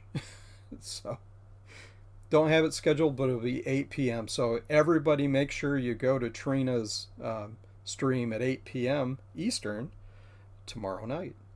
Um, None will leave another stream to watch me. Yes, they will. How goes the rebuild? Slowly. And I made a major mistake and almost shorted out the cells, but it's coming along. You know, I've got the presentation jitters, I guess. Um, but, you know, it is what it is. If I end up having to buy another set of cells, it'll be a learning experience, right? Air-cooled VWs were super simple. Yeah, they were. Um, I didn't know what a distributor was, and I left the entire distributor assembly in the block when I sent it out to be magnafluxed. Um, don't ask me. I think that's some kind of magnetic cleanup, remove all the crud from the metal thing. Anyway, and fortunately, the guy that did the magnafluxing put everything in a Ziploc bag for me, and he says, "Here's your distributor," and I'm like, "Oh, that's a thing." So, a, a bit of personal medical information, but I didn't have any kind of jack to lift the engine up. And when it came time to actually put it on the back, it was a Baja cut engine, so or VW, so the whole back end was cut off. I actually squatted and picked up the engine and put it on, and then put the 4 bolts on, and then looked down to the side and saw that the clutch plate was still on the floor. So I unscrewed it from it because I only had it finger tight, right? Lifted and lowered the engine, put the clutch plate and everything on, picked it up again and put it on, and it worked. Everything was fine. I was young and stupid. I had hernia surgery about a year later. So don't try to be a scissors jack or a floor jack. It's not a good idea. You young people out there, you crazy kids, don't do what I did. So there, now you know more about me. More than you want to know. All right, so let's make sure I don't short this out. All right, what's next? Look at the diagram. The diagram is correct. You just didn't follow it last time. These 2 leads are done, so we're going to leave those alone. Battery goes back through here, comes through here. Crazy design. I know they did it because they had to fit everything in, but in fact, I'm going to reuse some of these little, let's call them lead condoms. Anyway, put the glasses back on, Eric. Because I don't think I've got the snips with me to... I know. Tape. Oh. I don't have the stuff with me to snip them off. So that was thinking ahead, right? And actually, it would be just as good just to wrap tape around the shit. Pardon my French. Thank you, Steve, Mac84, for the idea of taping the heck out of everything to keep it together. So this is a tribute to Steve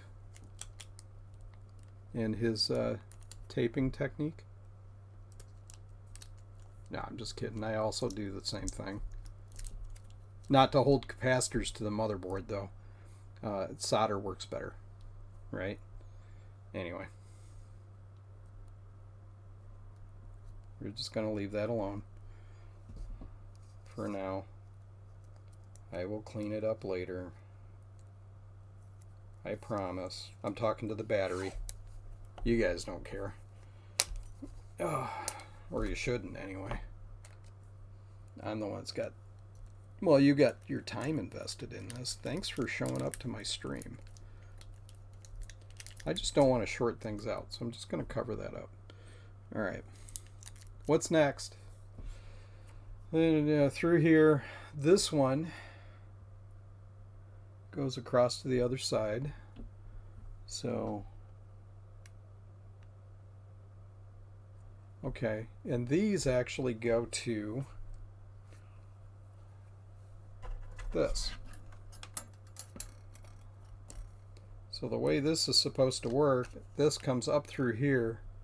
This battery and this battery then connect to the center lead, which means I need to put it on here so I can solder the sucker together. I was kind of hoping I could avoid getting it on here yet, but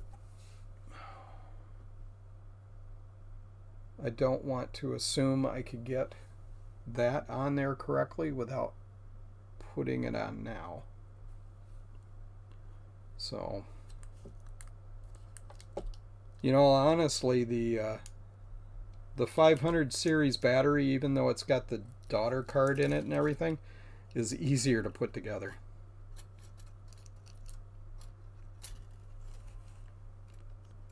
This is going to be uglier than hell when it's done, and it'll be inside a plastic case, and I don't care.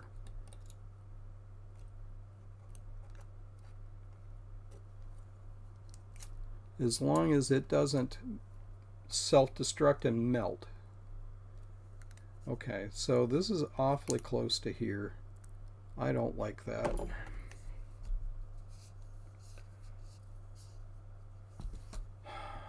Can I cut these with these crappy cutters?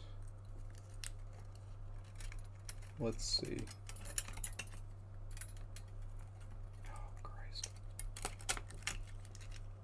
Yeah. I could see why this was mounted on a board.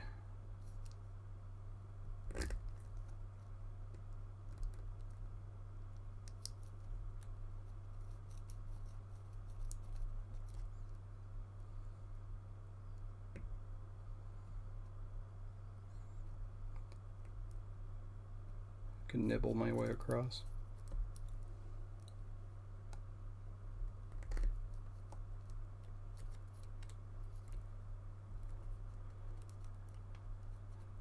You guys know that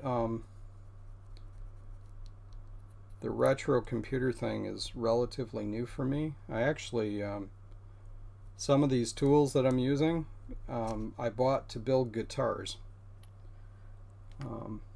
So I've also, I did a cigar box guitar, an electric cigar box guitar. That's sitting around here somewhere. I'll have to show it off sometime. And then I've also made a electric guitar that's similar to a Telecaster in style. The idea actually was I was going to learn to play And instead of buying a guitar, I said, I'm going to build one because I'll be more invested in actually learning how to play if I build a guitar. Well, I found out I actually kind of enjoyed building the guitar.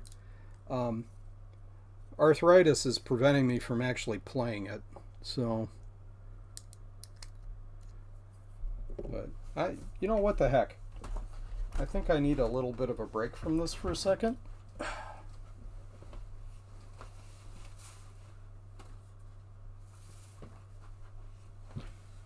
let me show you the guitar. So this is the guitar, and I used mostly hand tools. I did use a router to cut out the shape and everything, but I made this is barnwood that I picked up. So this is oak, and this is an old pine. It's 100-year-old wood from a reclaimed barn. So you can see part of the neck. So there's the head. The nut is made from cow bone. So I went to the store, bought a cow bone for a dog, and cleaned it up and cut the nut from it. And I did the neck is oak, which is really weird for a guitar. It's not the kind of wood you classically use with it, but I wanted to make a barn caster, so it's barn wood. And then, you know, you have to shape the neck and everything. This is done with a spoke shave, and it's got a lot of holes in it and stuff from beetle damage, and I had to soak the wood in borax to make sure there weren't any live beetle in it, because the last thing you want to do is go pick up your guitar and have it turn to sawdust because it's got beetles. Anyway, can't play a lick on it.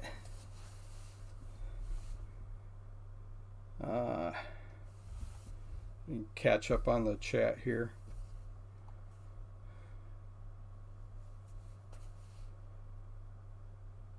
I gained 6 subluxations in my spine. Yeah, you do stupid stuff when you're young. Youth is wasted on the young, man.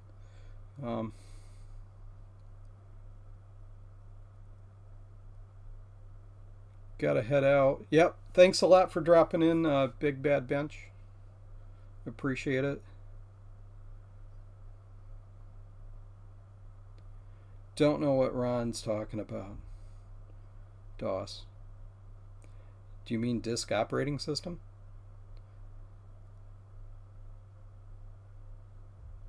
Oh, yeah. Thanks a lot for I thought I had a lot of fun putting the guitar together, but there's a lot of people that do custom builds and then sell them, and it's a really tough market to get into. So it took me forever to make that thing. So I'm probably never going to do it again. House of Moth. All I have left is a Steve Vai 7-string. The rest was all sold off over the years. Yeah. But it's a decent guitar. I've got a couple of issues with it that I should fix. The top, or the low string actually, is too close to the edge. So I need to recut the nut so I can reposition the strings a little bit, but yeah, there is no such thing as too many guitars, just like too many retro computers. No such thing. All right, so to do this, I'm going to have to drop this thing on here. Okay, I got that lead cut short, so we don't have to worry about that one. This one doesn't go anywhere, so that one can be cut short.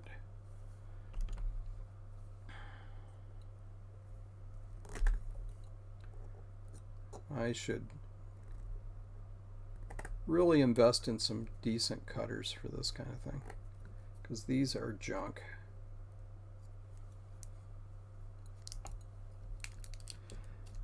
But I don't want to use my my guitar tools on cutting this stuff, because I do have some nippers that I use for cutting frets, but you cut stuff like this with them and you're going to destroy them. They're no good for cutting frets anymore.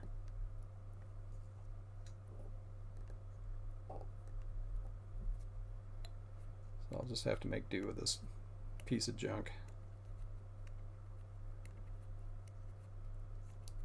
Here.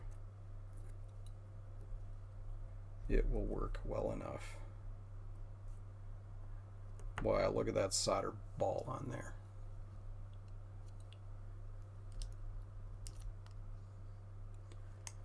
Okay. Ugliest battery ever made.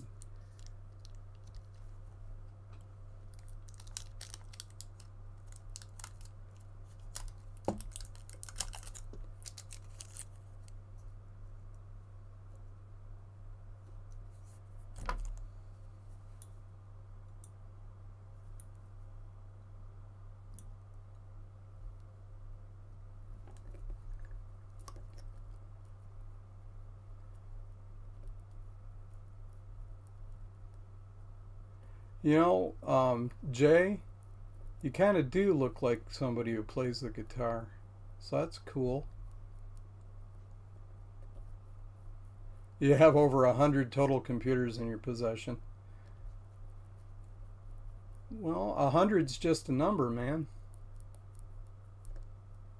Thanks a lot for coming in, Retro Techie. Retro Tech or Die, sorry.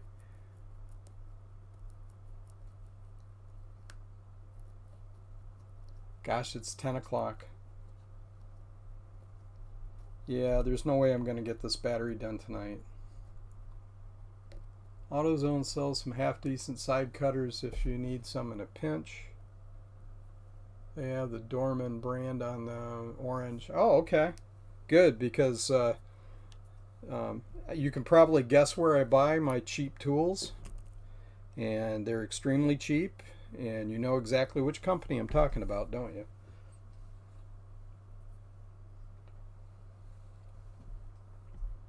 Because that's where you go for cheap tools. Alright. Alright, I think I got rid of the dangerous bits.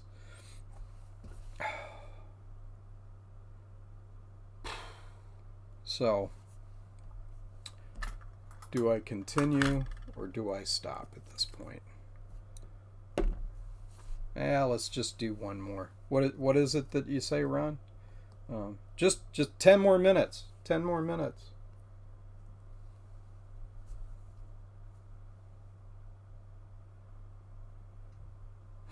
Okay, so the next one's the hard one, of course, because we have to get that center lead in.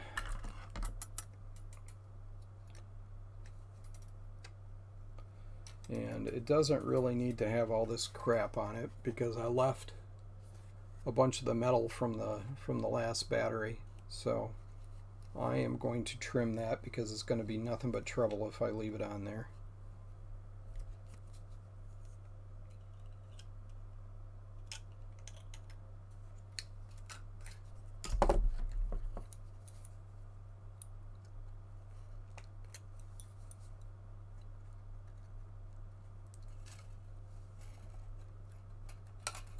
Ow.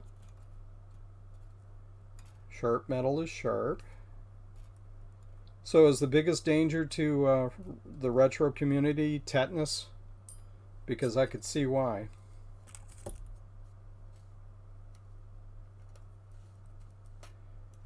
You know, maybe this would be a little easier to do if I taped it down. What to do with my tape? Did I? Oh, nope, I didn't put it away.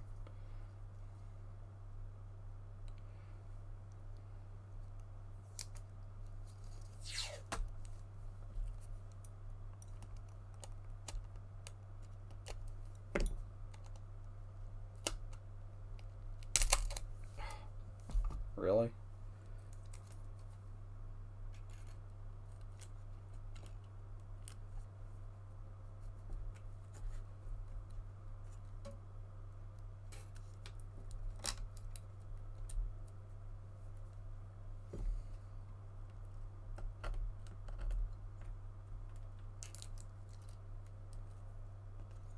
making a mess. You know, there's two types of cooks. The ones that make an entire disaster out of everything they're doing in the kitchen, and the ones that clean up after themselves as they cook. I'm the cleanup as I cook kind of guy, but surely you can't tell from the way I'm doing this. You know, these do not need to conduct anything or touch anything where they're lying down. I am just going to cover them up with tape so that I don't have to worry about shorts. And it will hold them down in place, right? Get rid of the hair. I don't need to leave it. Well, I'm leaving enough DNA samples and blood probably anyway. But nobody needs a piece of hair, right?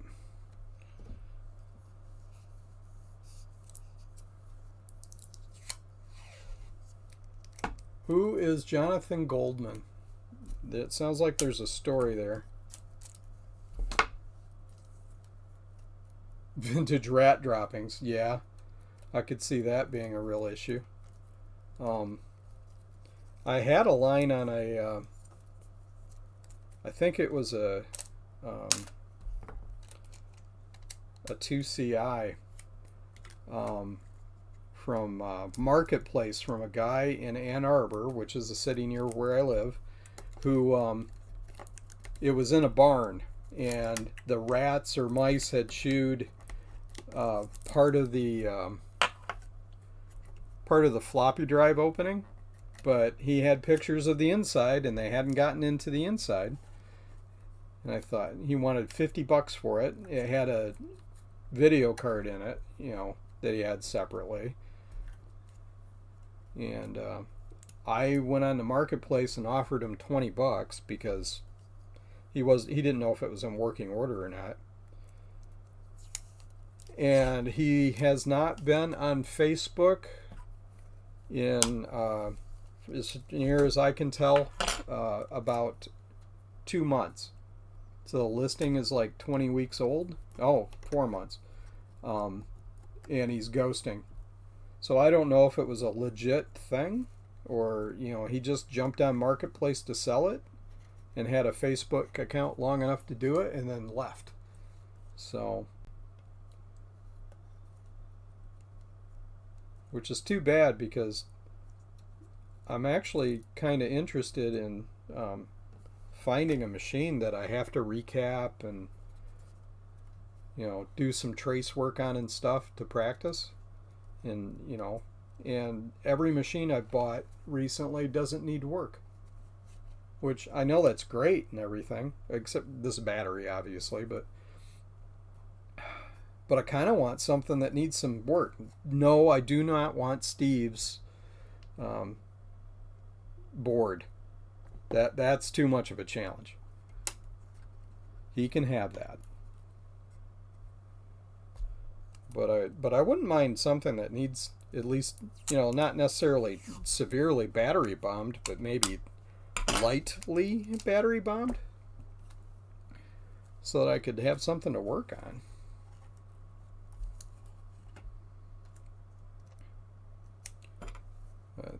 There just isn't much of a market in Michigan for that kind of stuff. At least it doesn't seem to be.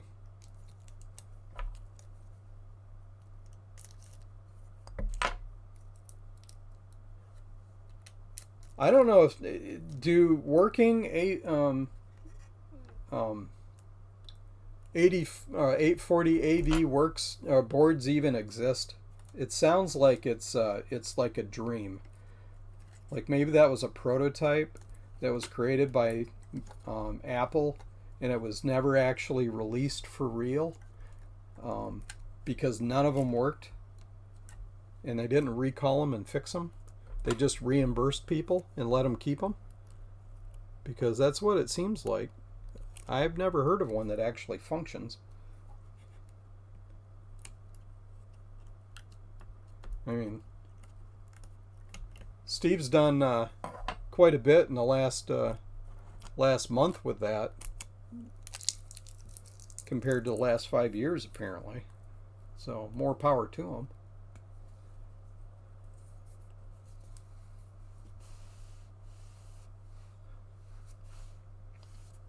Oh, is this the polka dot guy that I hear tell of?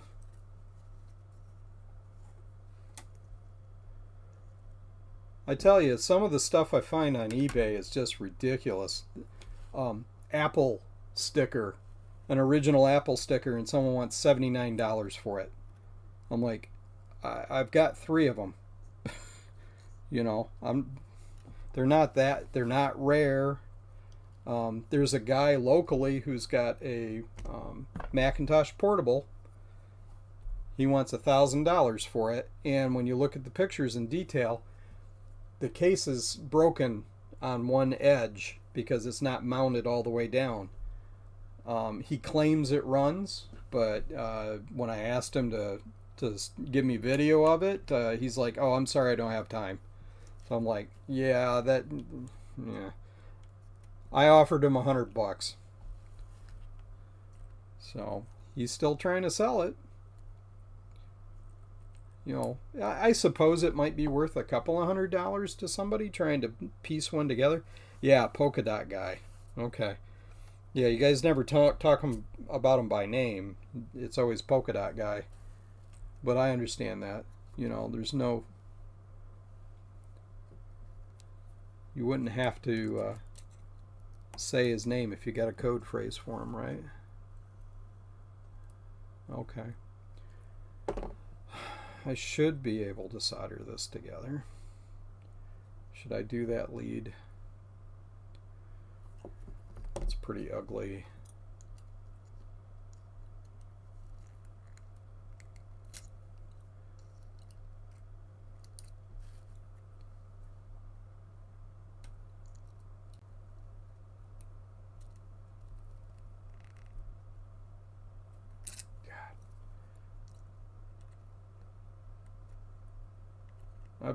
I bet you I bought these at Harbor Freight. Speaking of the company that you get tools from really cheap that, you know, you regret buying. Although they, you know, basic heavy metal stuff is all right. Certain things are okay. But you certainly wouldn't want to. I've got a router from them. The router I used to do the guitar. I doubt that thing has a lifespan that's very long. I'm sure it'll probably die here sometime. But it does work. Alright. Okay. This doesn't need to be there. I should trim this off.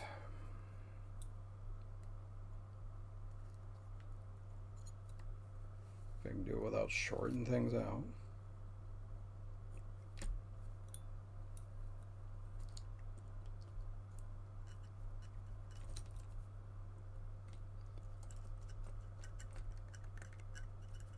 Well, if you're in California, you can probably find a lot of vintage Apple stuff, I imagine.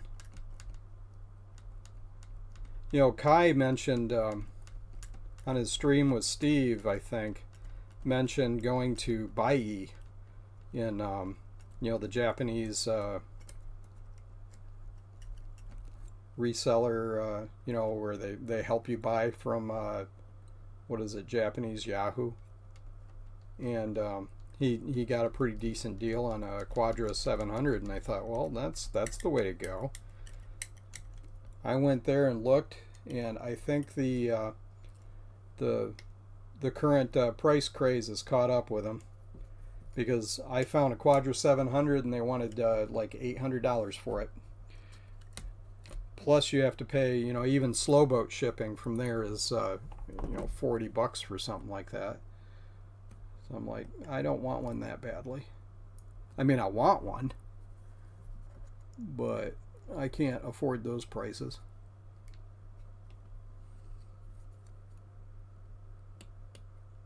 Oh, and I just broke a solder joint because it's a piece of junk and I did a bad job.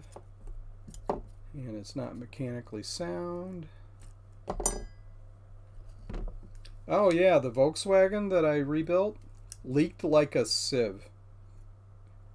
Volkswagen engines, at least of that vintage, did not have a gasket between the engine halves. You used goop, like a Forma gasket. And me being a novice didn't have any idea how much you were supposed to use, and they caution you to make sure it doesn't get in the oil ways. So what did I do? I used a very thin bead of the stuff, and it leaked oil like a sieve.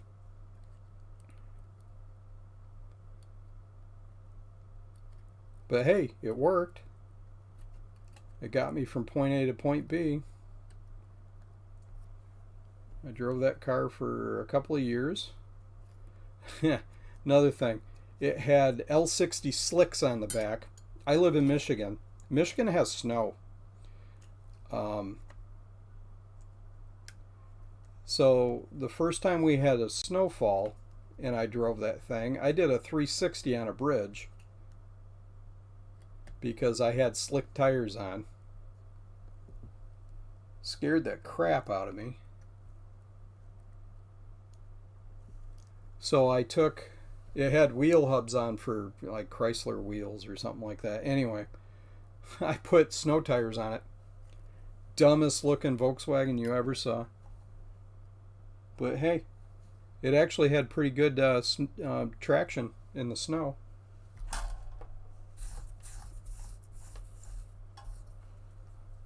And believe me, it wasn't a chick magnet, but I wasn't either. I was a nerd.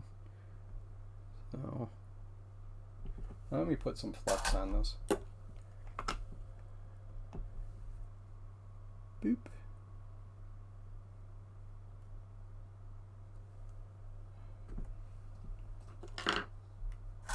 Well, those of you that are still watching this, don't you have better things to do?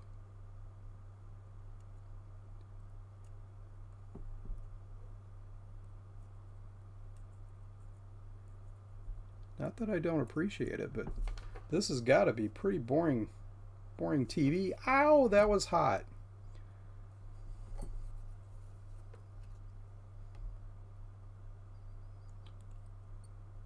Frankly, I don't. So is the coil for the soldering iron when you put your elbow on it like I just did. Oh God, I totally missed that.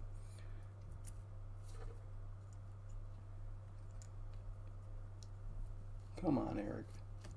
You're working in 3D. Try again.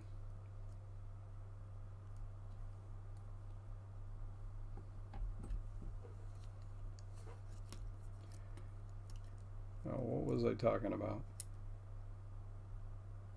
Must see TV. I don't watch very much TV.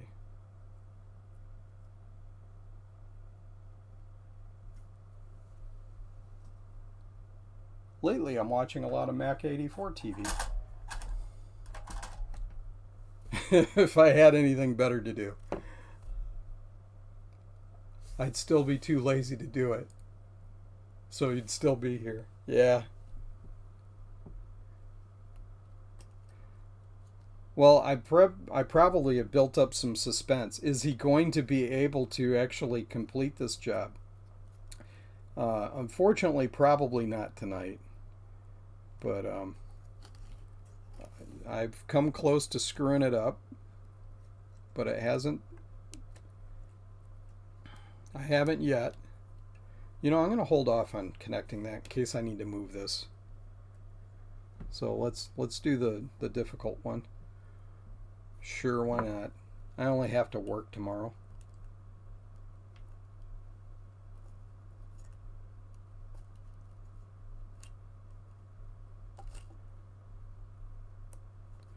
You know,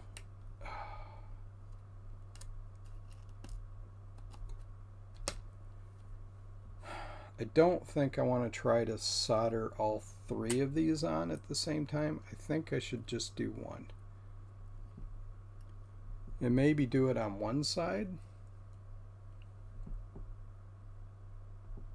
And that's too high.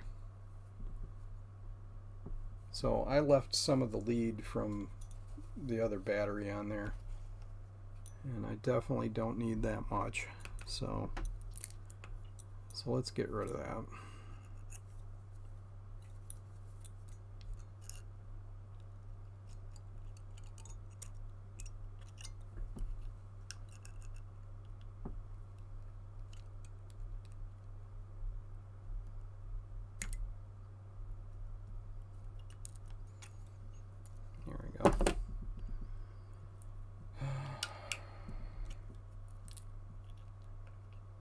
Should probably try to solder it on that side.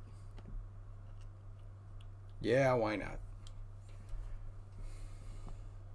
Oh, this would work better if I scuffed it up.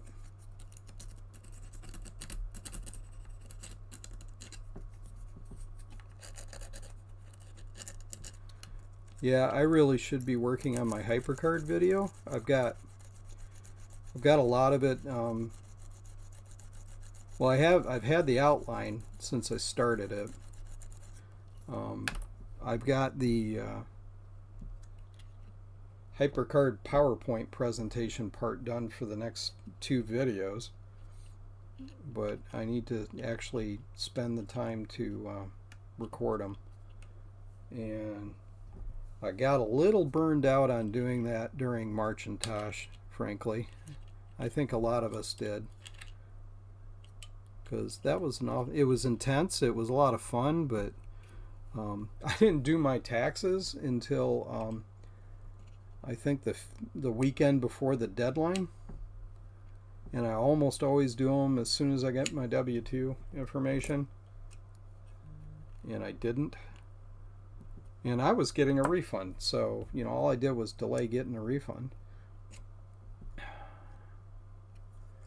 But that's the way it is.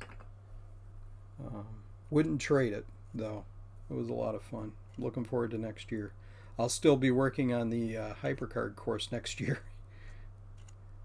The original outline worked out to about 60 sessions, and the programming stuff doesn't start for several sessions, because HyperCard actually allows you to do a lot without programming.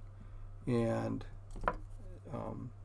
even though the programming is the part I enjoy the most, I never took advantage of some of the non-programming things when I was working with it before, and so I really need to do that.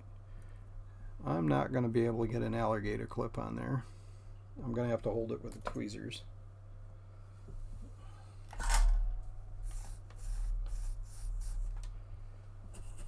So I need to get back to it and do more, and I will. Just not today. I wonder if I can do this. Can I position this so that I can tweeze that in between?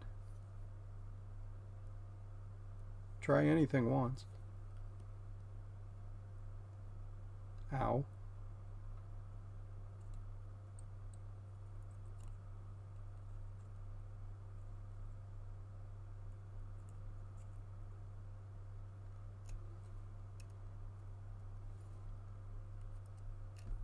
That might have worked. Craziest third hand. I don't think it's really on there very good, though.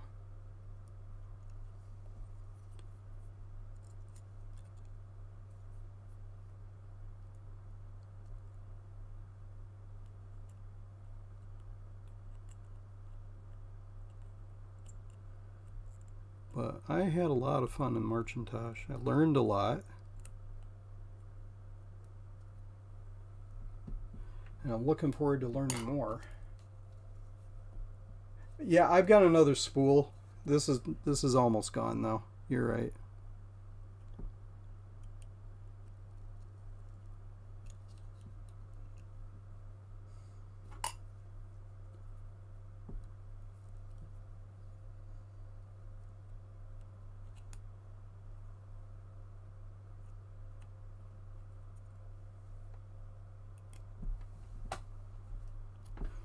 appears to be on.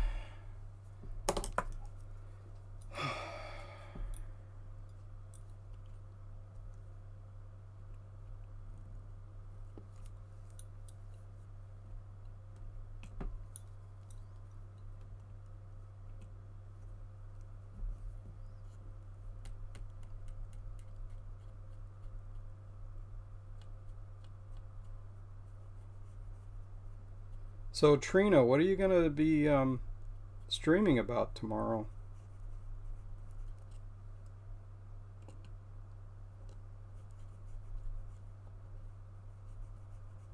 Hey Dave.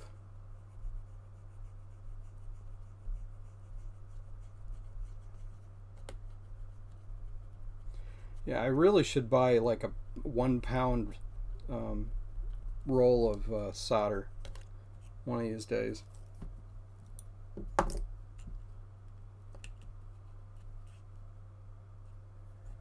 Okay. So Dave, if you just joined recently, this has been a 2.5 hour stream, and I've done 5 batteries. I was thinking I was going to do this in a couple of hours, and I tried to complete a circuit on one of them and almost fried the cells. And what else? Oh, Trina, PowerBooks and a bag of cables that I was given today for free. And when I got my Apple Marble today, hey, the marble is cool, and we'll show that off for fun. Yeah, I'd like to see some light shining through that marble. Let's see what it looks like.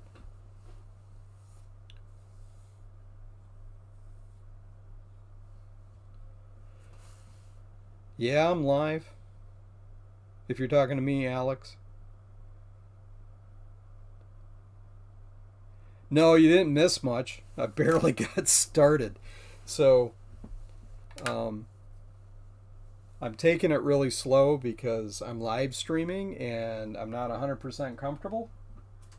And I'm doing it mostly because, I've done 4 different batteries before. Well, 4 of the same battery before for the 500 series batteries, and they were actually fairly easy. I was able to get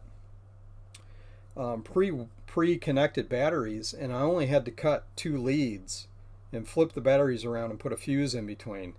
This is the first time I've tried soldering all the cells together independently, and you can tell that I'm pretty much a novice at doing this. So, but I'm getting there, and I haven't destroyed it yet. It still appears to be, it might be successful. It is the ugliest Franken soldering job you have ever seen. But you know what? Once it's hidden in the case and it's working, I don't care. So, I'm mostly interested in just getting it done. And you know what? It wasn't that expensive. If I screw it up, I'll just buy another set of cells, do it again. So, now I hope I didn't, yeah, I need to make sure that fits there. Okay.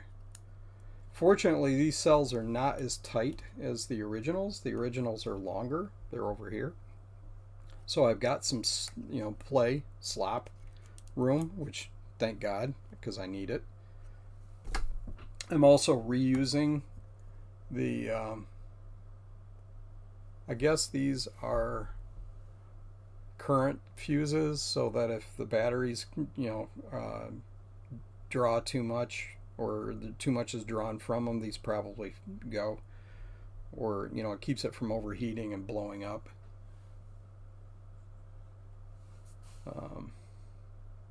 That and yeah, house moth. Even if you suck at something, you're still better than most. At least you're getting it done. That is true. And one of the things I've learned, I'm almost 60 years old, is that I don't give a shit what other people think anymore. So I'm not so concerned about, what it looks like and what my skill set is. If I can get it done, I'll get it done. But I used to worry about what people thought, and I wanted to, one of the things I was going to do when I was in high school was become a photojournalist. I wanted to go into photography, and I learned pretty quickly that I'm not an artist, and there's an awful lot of art in photography, and although I probably would be adequate, I'm technically competent and all that. I decided I didn't want to do it if I wasn't going to be very good at it, and I think I limited myself. I was too critical of myself, and probably should have pursued it. Who knows? I mean, I ended up with a degree in computer science instead, so I can't complain. That's been good, but oh shoot, man, that is the suckiest solder joint ever. All right, time to go nuclear on it. Anyway, I've recently kind of gotten back into doing analog photography again, and but film is expensive, and you can only have so many hobbies at one time, and also on an income like mine, so I can only do so much. Get over there. Let's get a good blob of solder on there.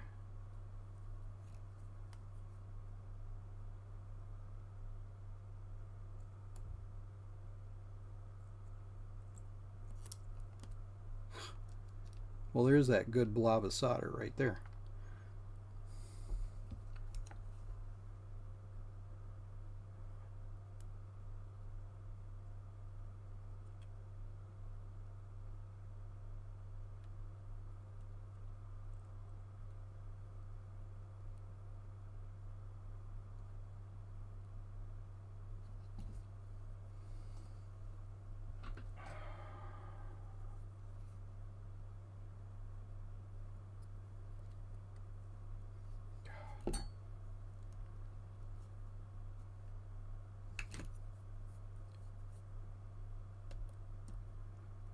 I'm trying to get this together without overdoing it, because if I overheat the cell, I'm going to release the magic smoke.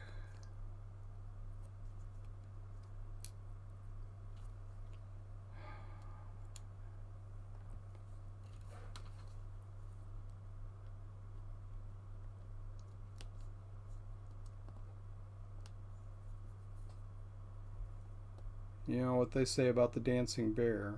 It's not how well the bear dances, it's the fact that the bear dances at all. I kind of feel like that's the level of skill I'm at here. Crap. All right.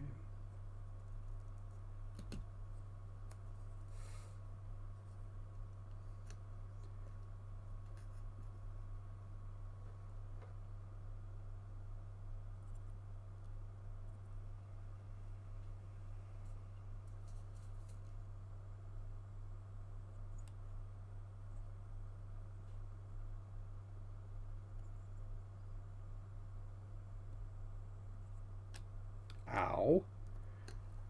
Fire hot. That's not going to hold.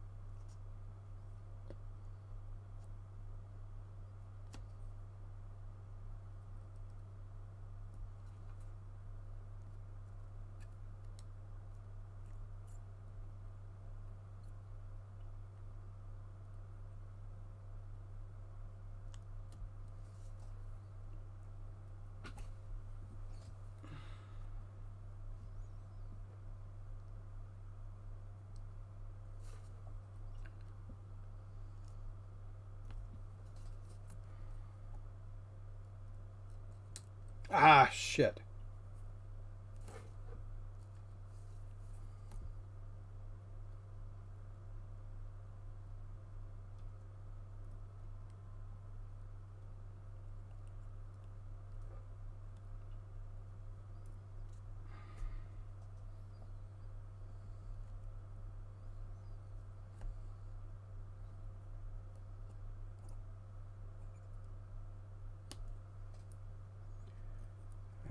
I kind of screwed myself over here when I cut this.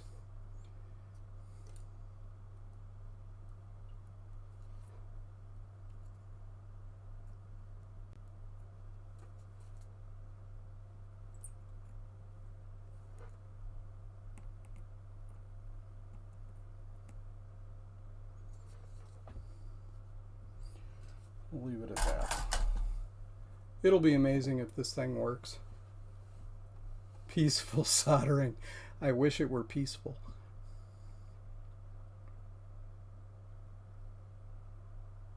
Yeah, well, you didn't miss much, Adam. I've been doing junk soldering instead of soldering junk. So it's been an ordeal. And I'm seriously considering investing in a capacitance welder now. If I do much more of this, I really should get one. Alright, let's move on to the next cell. I'm not ready to stop yet, even though it's 10:30. And my neck is starting to hurt.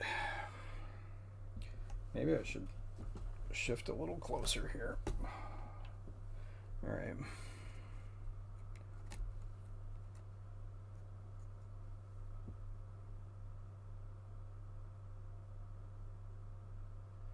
Yeah, I've been swearing at this. Not as much as I probably would if I wasn't if I were actually streaming or not streaming. So, all right, next one.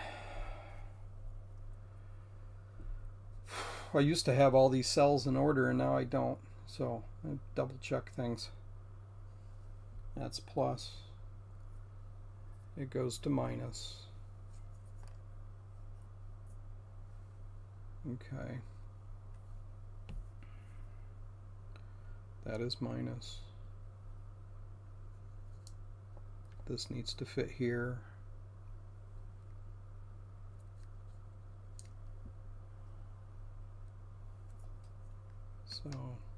So yeah, you're just in time to watch me make a mishmash of what I've been doing,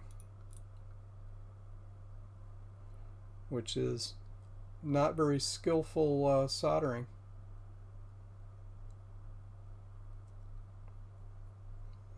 But you know, the only way to learn is to keep doing it.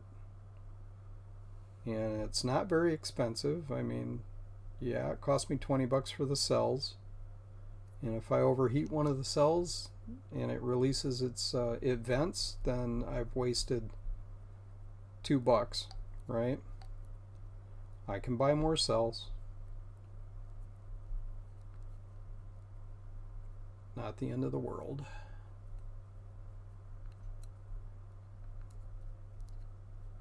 Yeah, well, the nice thing about battery rebuilds is that nobody can see them. Nobody's going to look at the inside of this. If they do, they're going to say, oh my god, what happened to this battery? Alright, negative, positive. Need to solder that there, and then we can fold it over.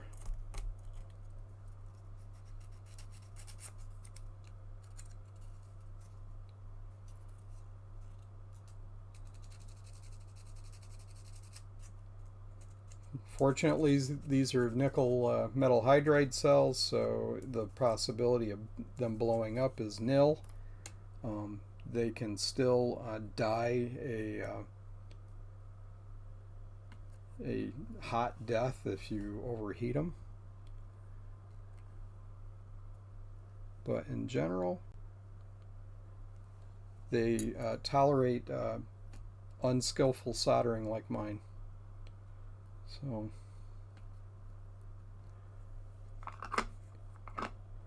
You get to see my cheap flux because, oh yeah, my hourly complaint. I bought some really nice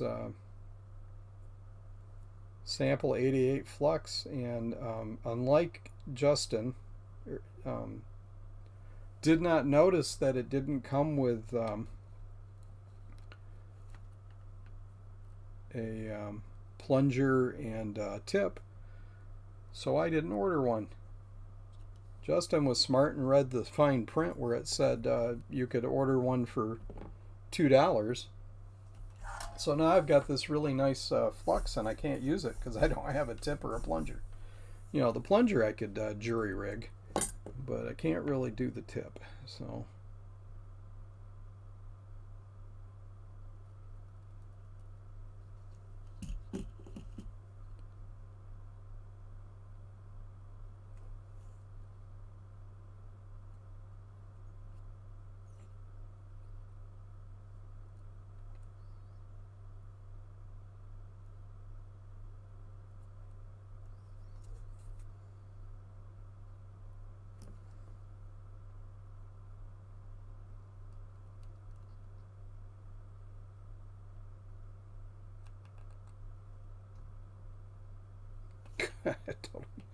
I totally missed that.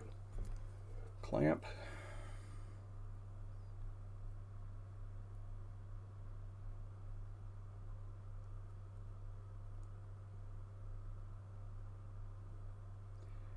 And I pulled that battery off of the other post because I had a sloppy soldering job. Damn it. All right. So it didn't stick there at all.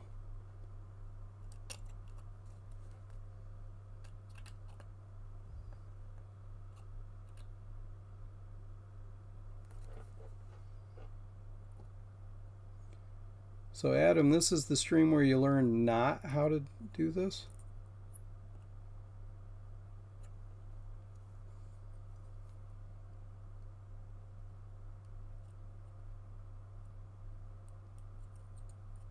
It's definitely cringeworthy.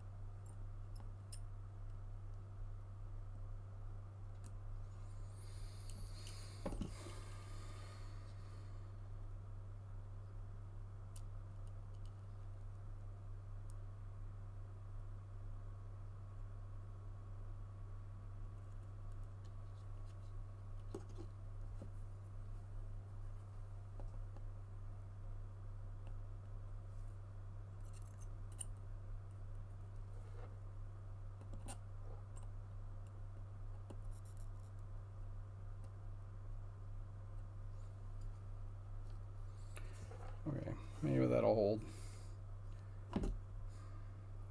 Now onto this critter. Make sure I'm doing the right side. I want it there so it can fold over. See what the comments say. I got 8 parts machines. I ended up with 7 that work. That's pretty good. What's left is broken parts, enough to make a whole computer. You know, it's kind of like tacos, right? So you put the tortilla on the plate and you eat the taco. Second taco.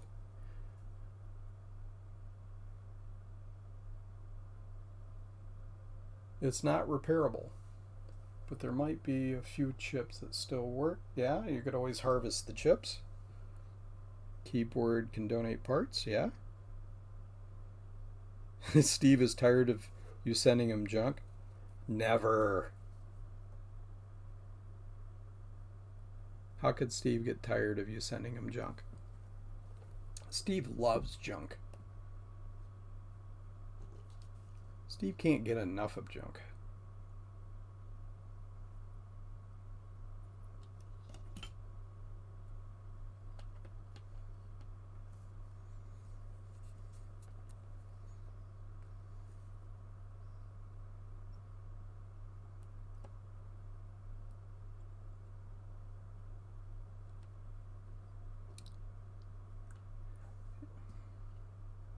Boy, this is just a pain in the ass.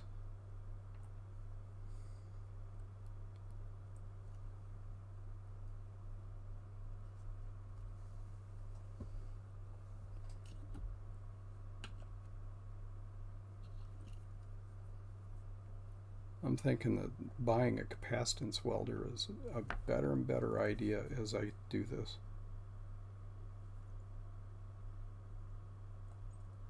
It's got to be easier, right?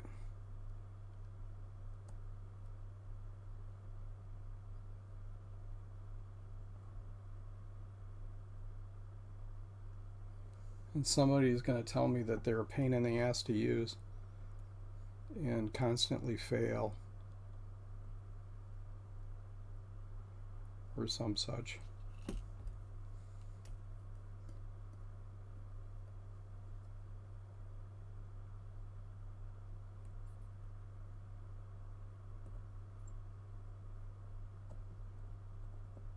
I feel like I'm gluing these together.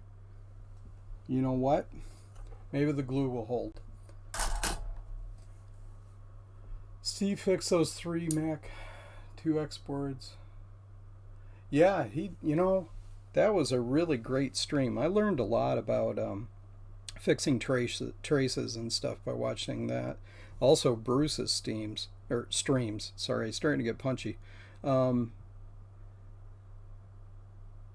Seems like I could use the remaining 2C to combine with the one. Yeah.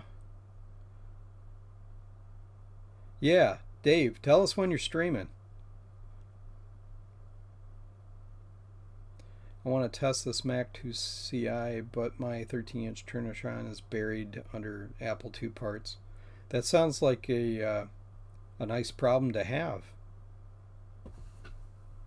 You know, so many parts that you got them stacked up and buried. I don't want this 8th machine. Well, there's always a need for keycaps and switches.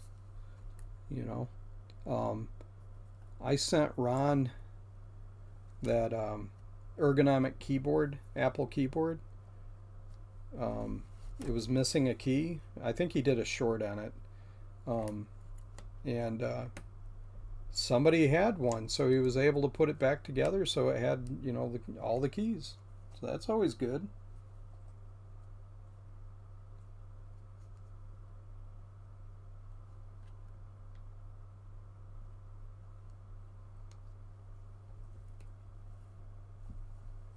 You already taken off, stripped some parts, yeah.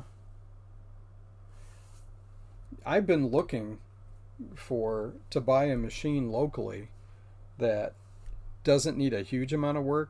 I don't want to do 30 trace repairs or something, but I want a board that does require some work so that I can practice on it, and either by luck or bad luck, depending on how you look at it, every single machine I've bought recently hasn't needed a recap and works perfectly fine.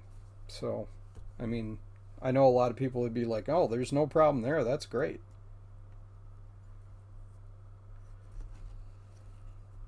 Okay, so this kind of fits. Fortunately, like I said, these cells are not as long, so there's room to play. Okay, what's next? Oh, we got the next fuse. So, pull that off. Hopefully, these things are good because I'm reusing them. There's no reason why they shouldn't be good.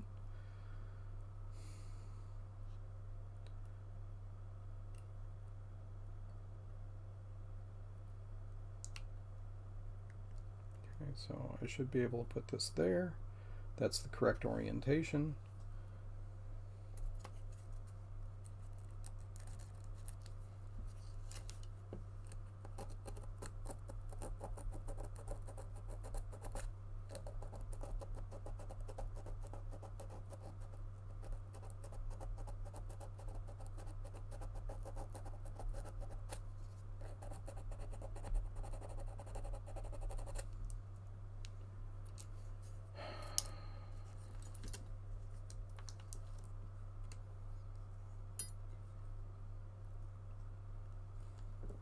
If it goes like that, it'll be close enough.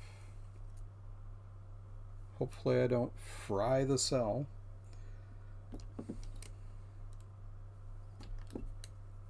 Could use this to hold it on there.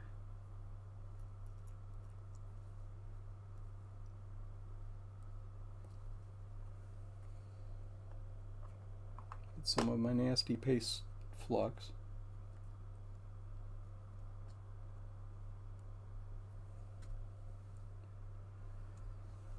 Okay, maybe this will be the one that just flows on there and it's perfect. Huh. Right?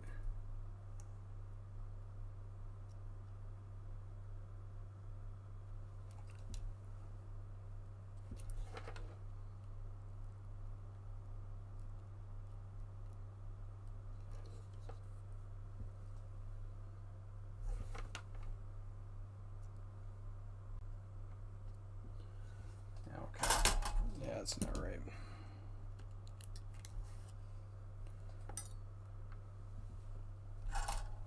We're not going to try that.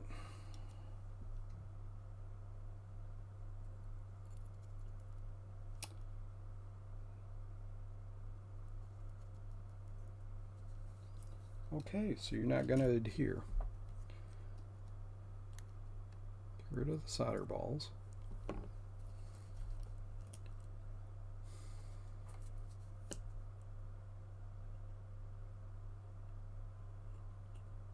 There you go.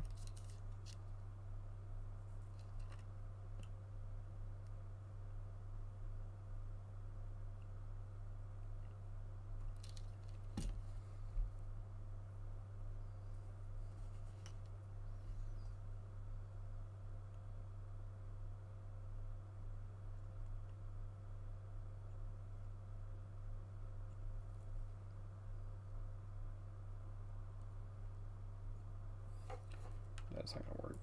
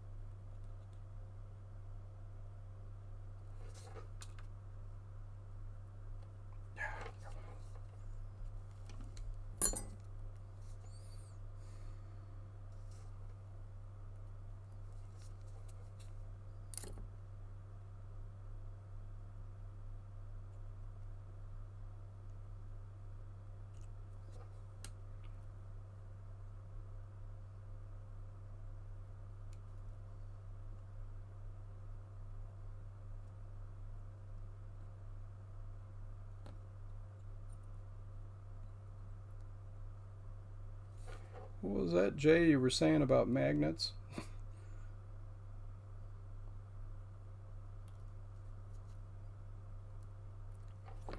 Alright. Stop doing this the hard way.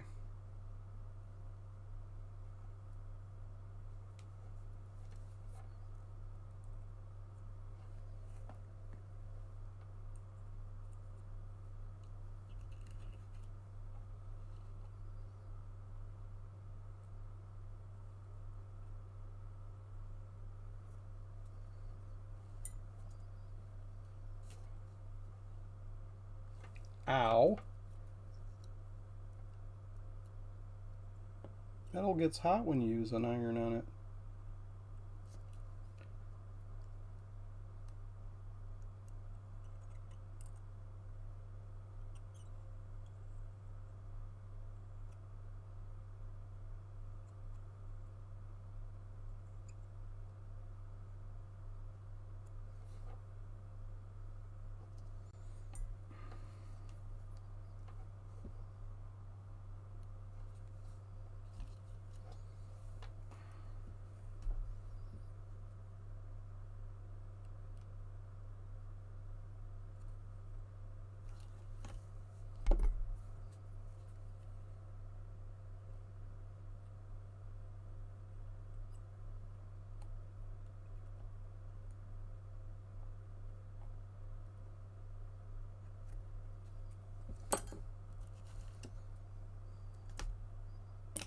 Ow.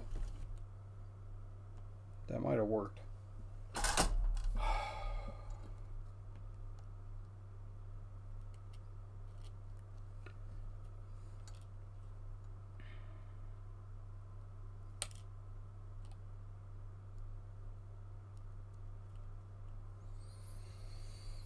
Hmm. 10:52. So I've been at this since 8 o'clock. I'm going to read some comments. I need 2 floppy drives to build all 7 of these.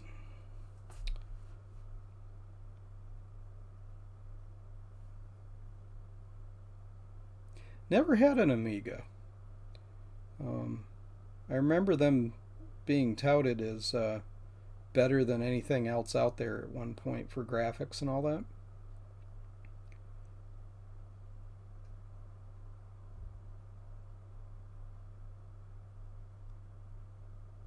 Yeah, I really need to get a better one. This is my first, well, it's not my first soldering iron, but it's the first one that had any kind of control on it. And of course, Jay asked me what temperature it was at, and I had to tell him it's at 4 because you don't know what the temperature is. Yeah, I really should get something better. There's a lot of things I should be getting that are better. There's several things I need. Soldering iron's only one of them. Alright, get the metal bits out of the way. So, next. On the diagram, let's follow the diagram. It's very important we follow the diagram. Got the fuse on there. That goes to a positive battery. So, are we sure of that?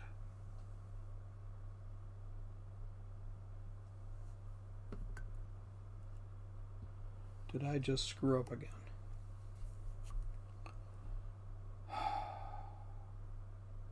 So I'm getting tired. 1, 2, 3. No, it comes off there. Why is that? Oh, crap.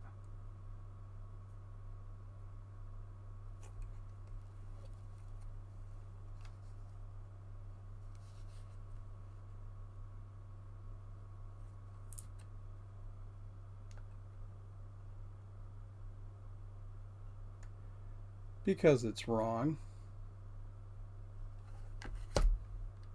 God bless it.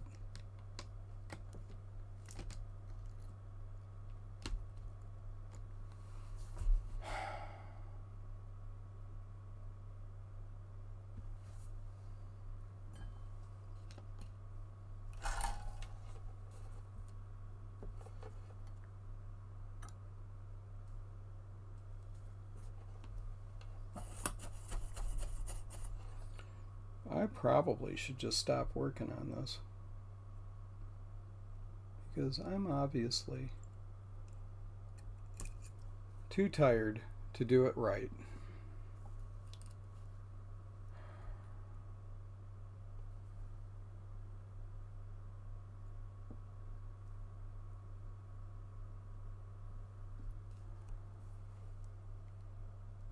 This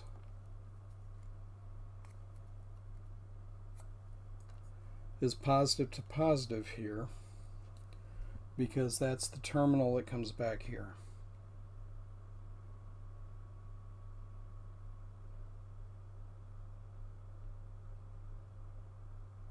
Because of the crazy way they've got all this stuff wired together, it's not just a simple series of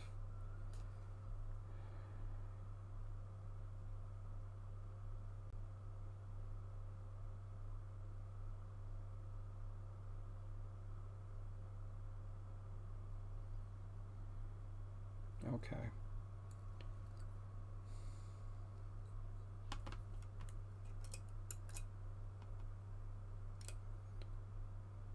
That's got to go there. I want that lead to go that way. So I need to do that, which means I need to trim this.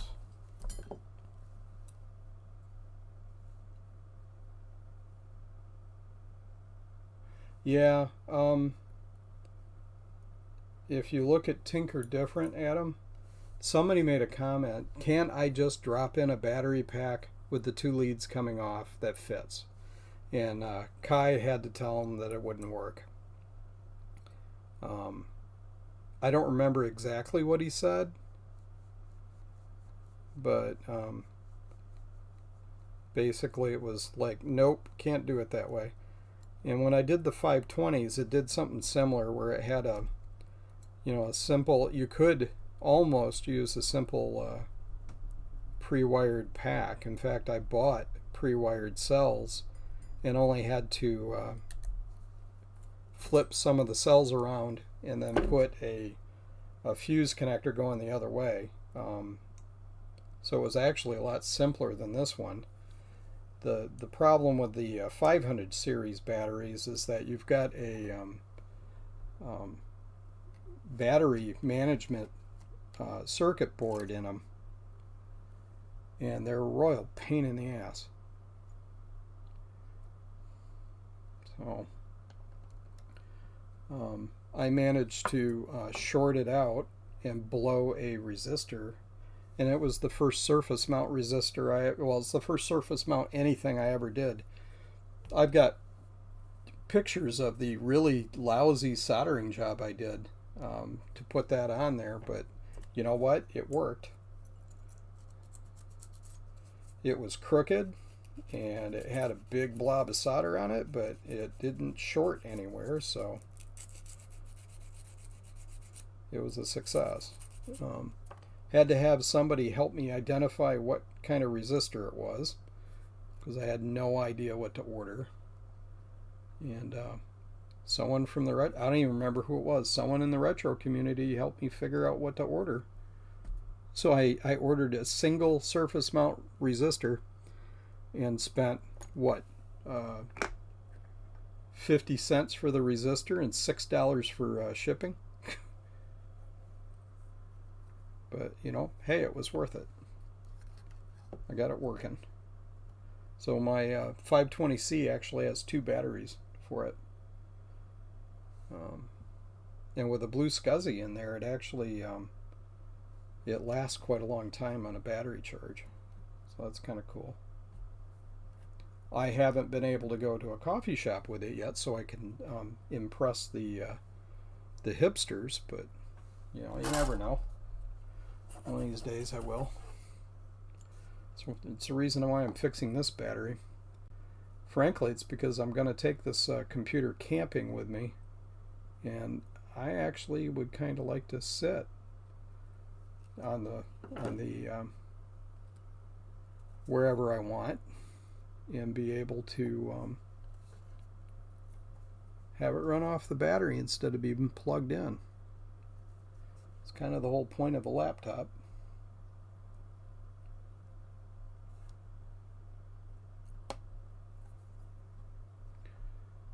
So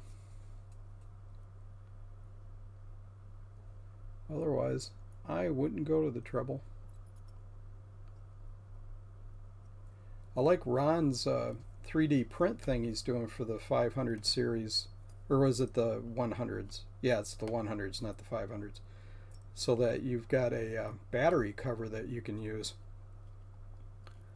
That's going to be pretty cool. So you can use that compartment without the battery in it, and do all sorts of funky things like maybe add a lead to your blue SCSI so you can change the SD card and put that on the outside of the cover. Hence the reason to 3D print it. That's pretty cool.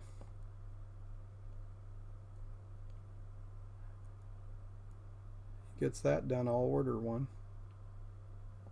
That's something else I'd probably like to have as a 3D printer. My daughter would really like one.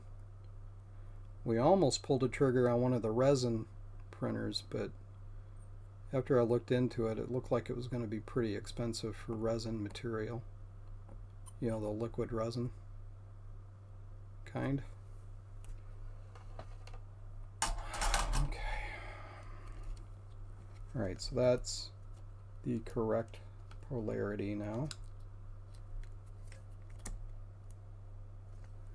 Hopefully I can get that to fit.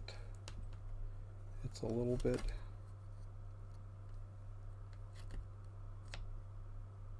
and it's not going to work. I got the angle. Got it wrong.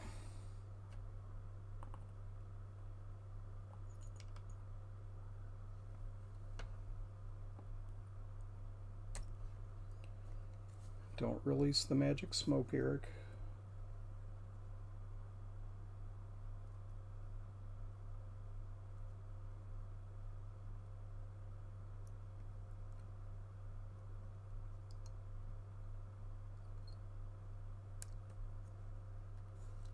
Oh man, that is such a mess.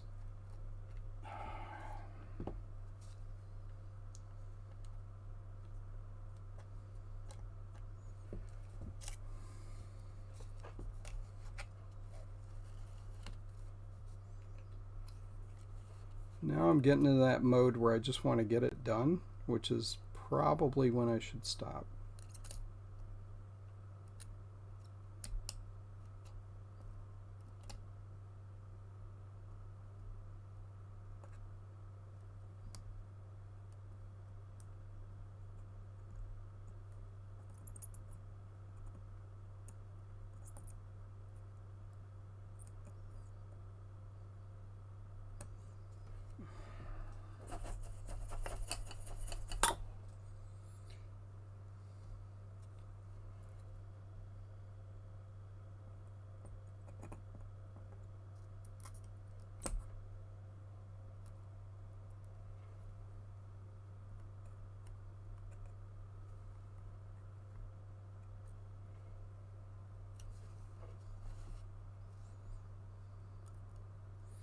I've soldered the same cell so many times, I'm surprised I haven't ruined it.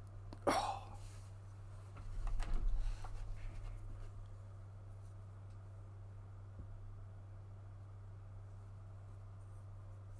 Yeah, there you go. Sell some of the Apple IICs and oof, I wish I could afford your spare Quadra 700, but those things are just out of my price range.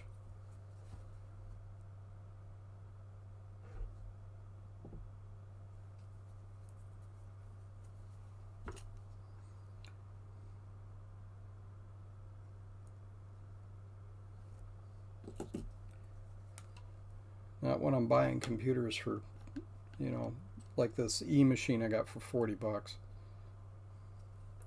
Quadra's worth quite a bit more than that.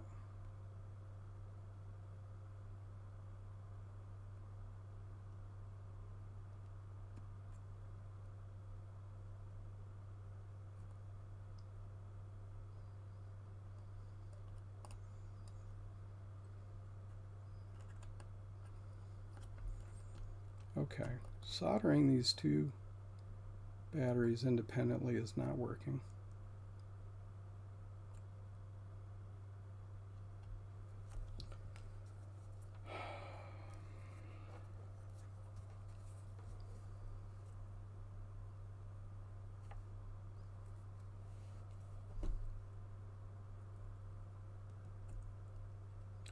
You know, really the only reason why I want a Quadra 700 is so I can run AUX. Because I'm an old Unix nerd. I don't really have any reason to do it. But I suppose you don't have to have a reason, do you?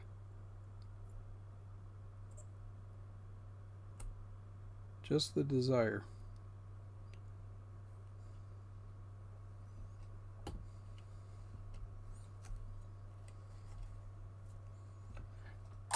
Is it gonna hold?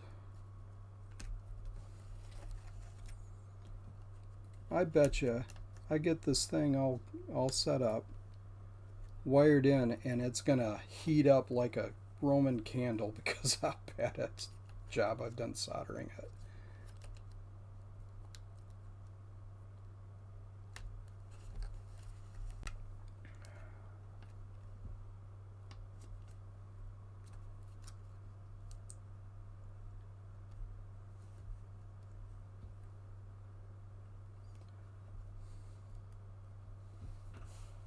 Yeah, 700 gets you an overpriced one. You know, um, um, what's his name? Kai said something on his stream with Steve about getting one from Japan through Bai. And I thought, oh, that might be a way to get one. It sounds like you got a good deal on it. So I went. There was one that was available that was on, bidding started at $15. And I thought, well, I'll just watch it. One day from it being finalized, it was up to like $700. And I'm like, nope. So I think the price inflation has started to reach Japan. People are starting to bid there to find stuff.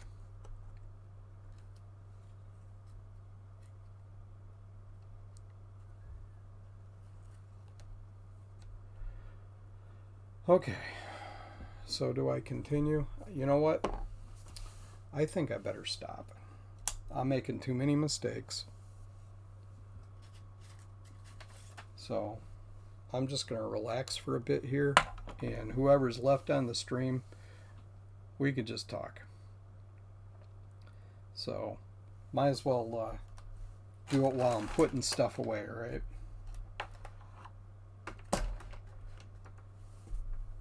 So how many people out there have Quadras? And what do you do with them? Other than, just have them. Well, my printer was $269 and just cranks stuff out. Rarely have issues with it. What kind of printer?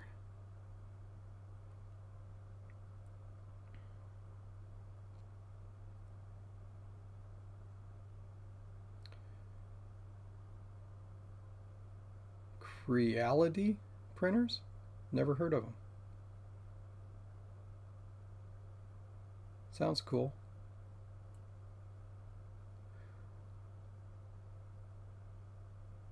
Yeah, a Quadro would be nice, but like I said, the only reason I want one is to run AUX, and I don't really have any plans for it or anything. It's just something I'd like to do. So.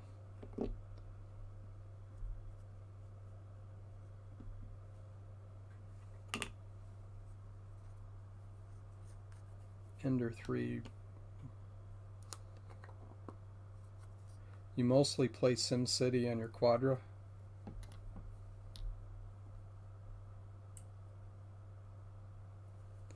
It's too bad that AUX didn't take off. I think that would have been cool.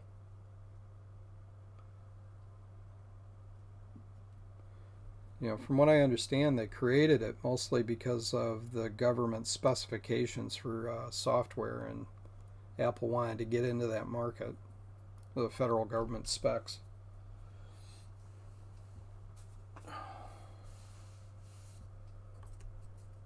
It's too bad. I really liked Unix. It was the operating system that I learned how to program on mostly.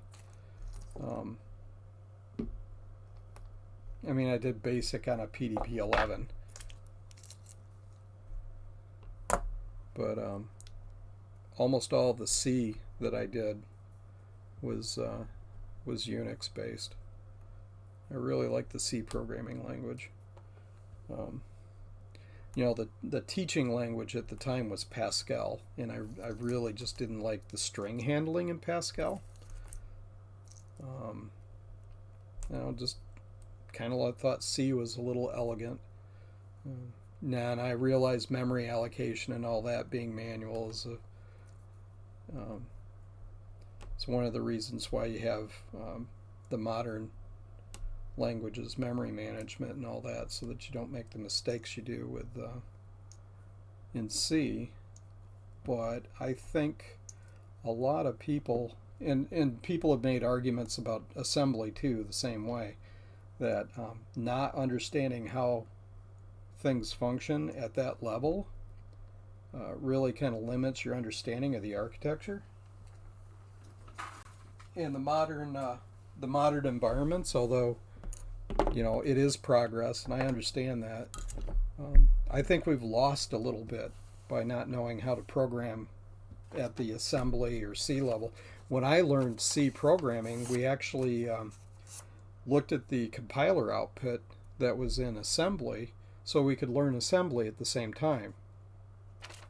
Why is he cleaning? Is he done? No, I am not done, and I can't do another.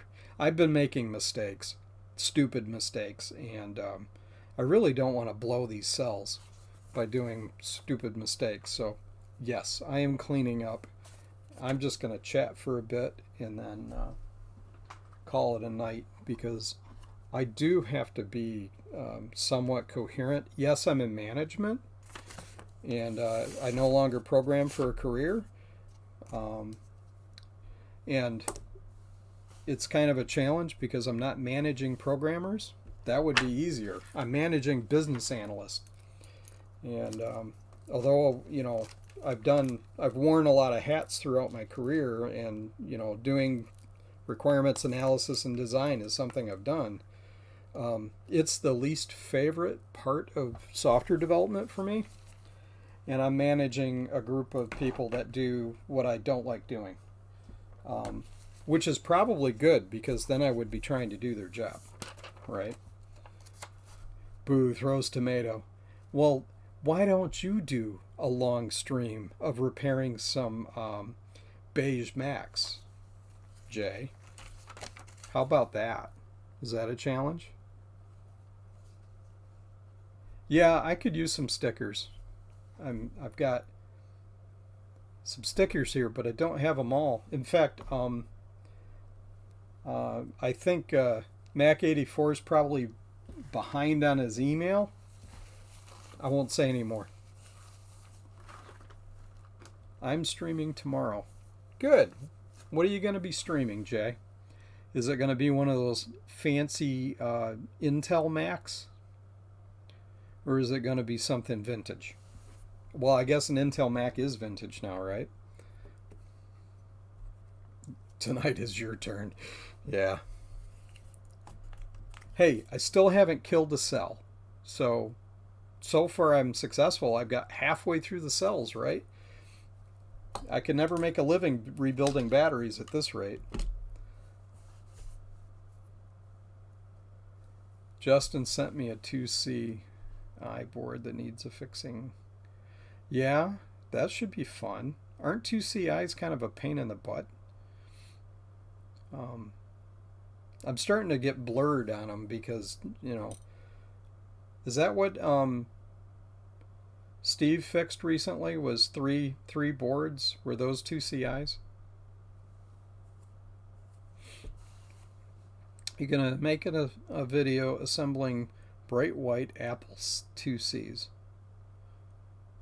after retrobrighting is done. Yeah, I'm kind of going back and forth on whether I want to retrobright my Plus and SEs. I should probably do it just for one of them, just to make sure they're good. I do need to do it to a keyboard. So I cleaned this keyboard up.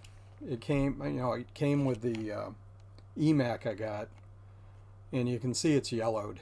So, you know, the weird thing about these plastic shell keyboards is that I could see the hair underneath, in between the plastic shell and the base of the keyboard. How does hair even get in there?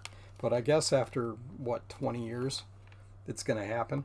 But I did get it kind of cleaned up, and just a bit of polish with alcohol. And then this mouse had a kind of a rough surface to it, but I just buffed it with some cotton pads that I've got. No, not that kind of pad. I got these makeup rounds that work pretty good. They hold together a little bit better than a Q-tip, and with a little bit of alcohol, and I buffed it after the alcohol, and it took the surface texture out of it. It felt like it was textured on top. Maybe it was just crud. I don't know. Hairy board, ooh, yeah, especially when it's not your hair. Um, and believe me, I've got a lot of hair, so it wasn't mine. Uh,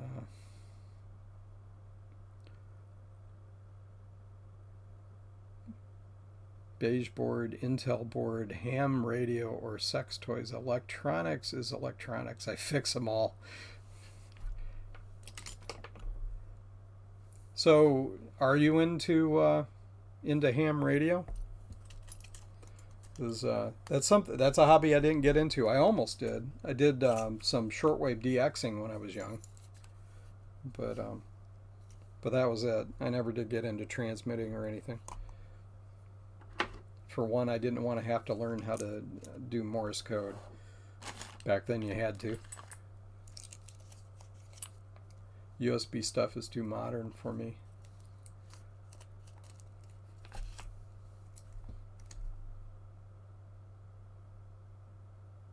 No, it wasn't beard hairs. The guy I got it from was completely clean shaven. I'm not sure I could trust him, but he seemed to do it. He did me a good deed on it. You know, we got to talking. He's a collector too, but mostly Intel, and we ended up chatting for about an hour when I went to pick it up. You know, it was in his garage sale. I think his wife made him price it to move because he had it marked for $70, which, you know, if you look at eBay, a lot of them go for about that price point. But he knocked it down to 40 for me, mostly because he had already maxed out the memory and he wanted to get the money back for the, you know, $10 of RAM, things like that. Yeah, I didn't realize the stand was uncommon, um, so it's kind of nice. I guess you don't see too many of them.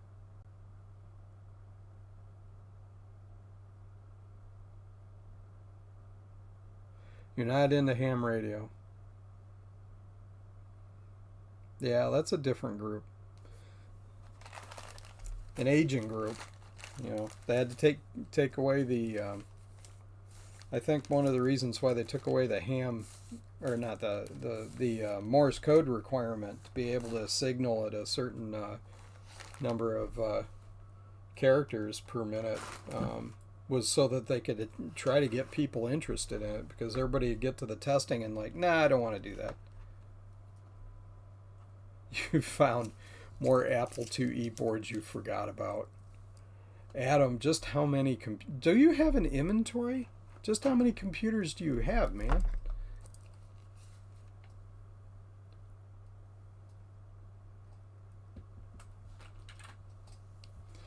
That's right. You've got like a warehouse and stuff, don't you? I'm not really taking care of anything now. I'm just kind of moving things around on my desk.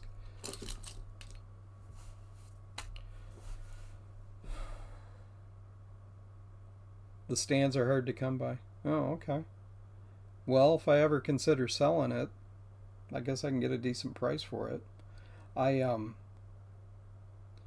I got it because it'll run 9.2 so that I can use HyperCard natively. I tried to use the 9.2 thing in Tiger where you could run apps, but it was too awkward trying to do the tools that go along with HyperCard that I use and stuff, and I thought, eh.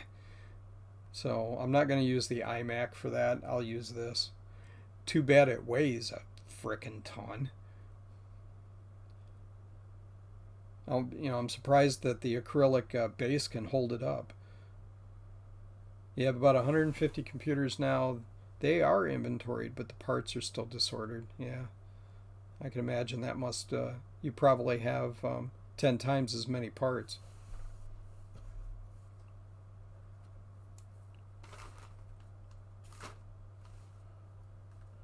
Yeah, were you telling me you kind of got started in that because you wanted a machine and you had to buy a pallet of machines to be able to get it?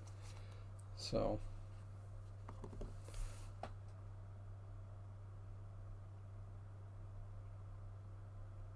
well, It's almost 11:22, and I do have to get up in the morning. And you can probably tell from my voice that I'm really starting to fade. So I'm not 20 anymore, where I could just stay up until 3 a.m. or whatever, and then get up and work the next day. So, and I'll be babbling as it is until I get enough coffee in me. So I think I'm gonna, yeah, I think it's time for all of us to go to bed, or whatever it is you do. If you're out west, hey, you still have several hours. Um, so bought several pallets of machines in 2020. Yeah, I could see that. So it's been a weird last couple of years. So this is Eric signing off. You know, at least show my face once in the stream. Hello. Good night. Everybody sleep tight. Look forward to the streams tomorrow. Trina's streaming, and Jay is streaming. And I can't remember if somebody else said they were streaming too, but we'll see y'all guys tomorrow. Bye.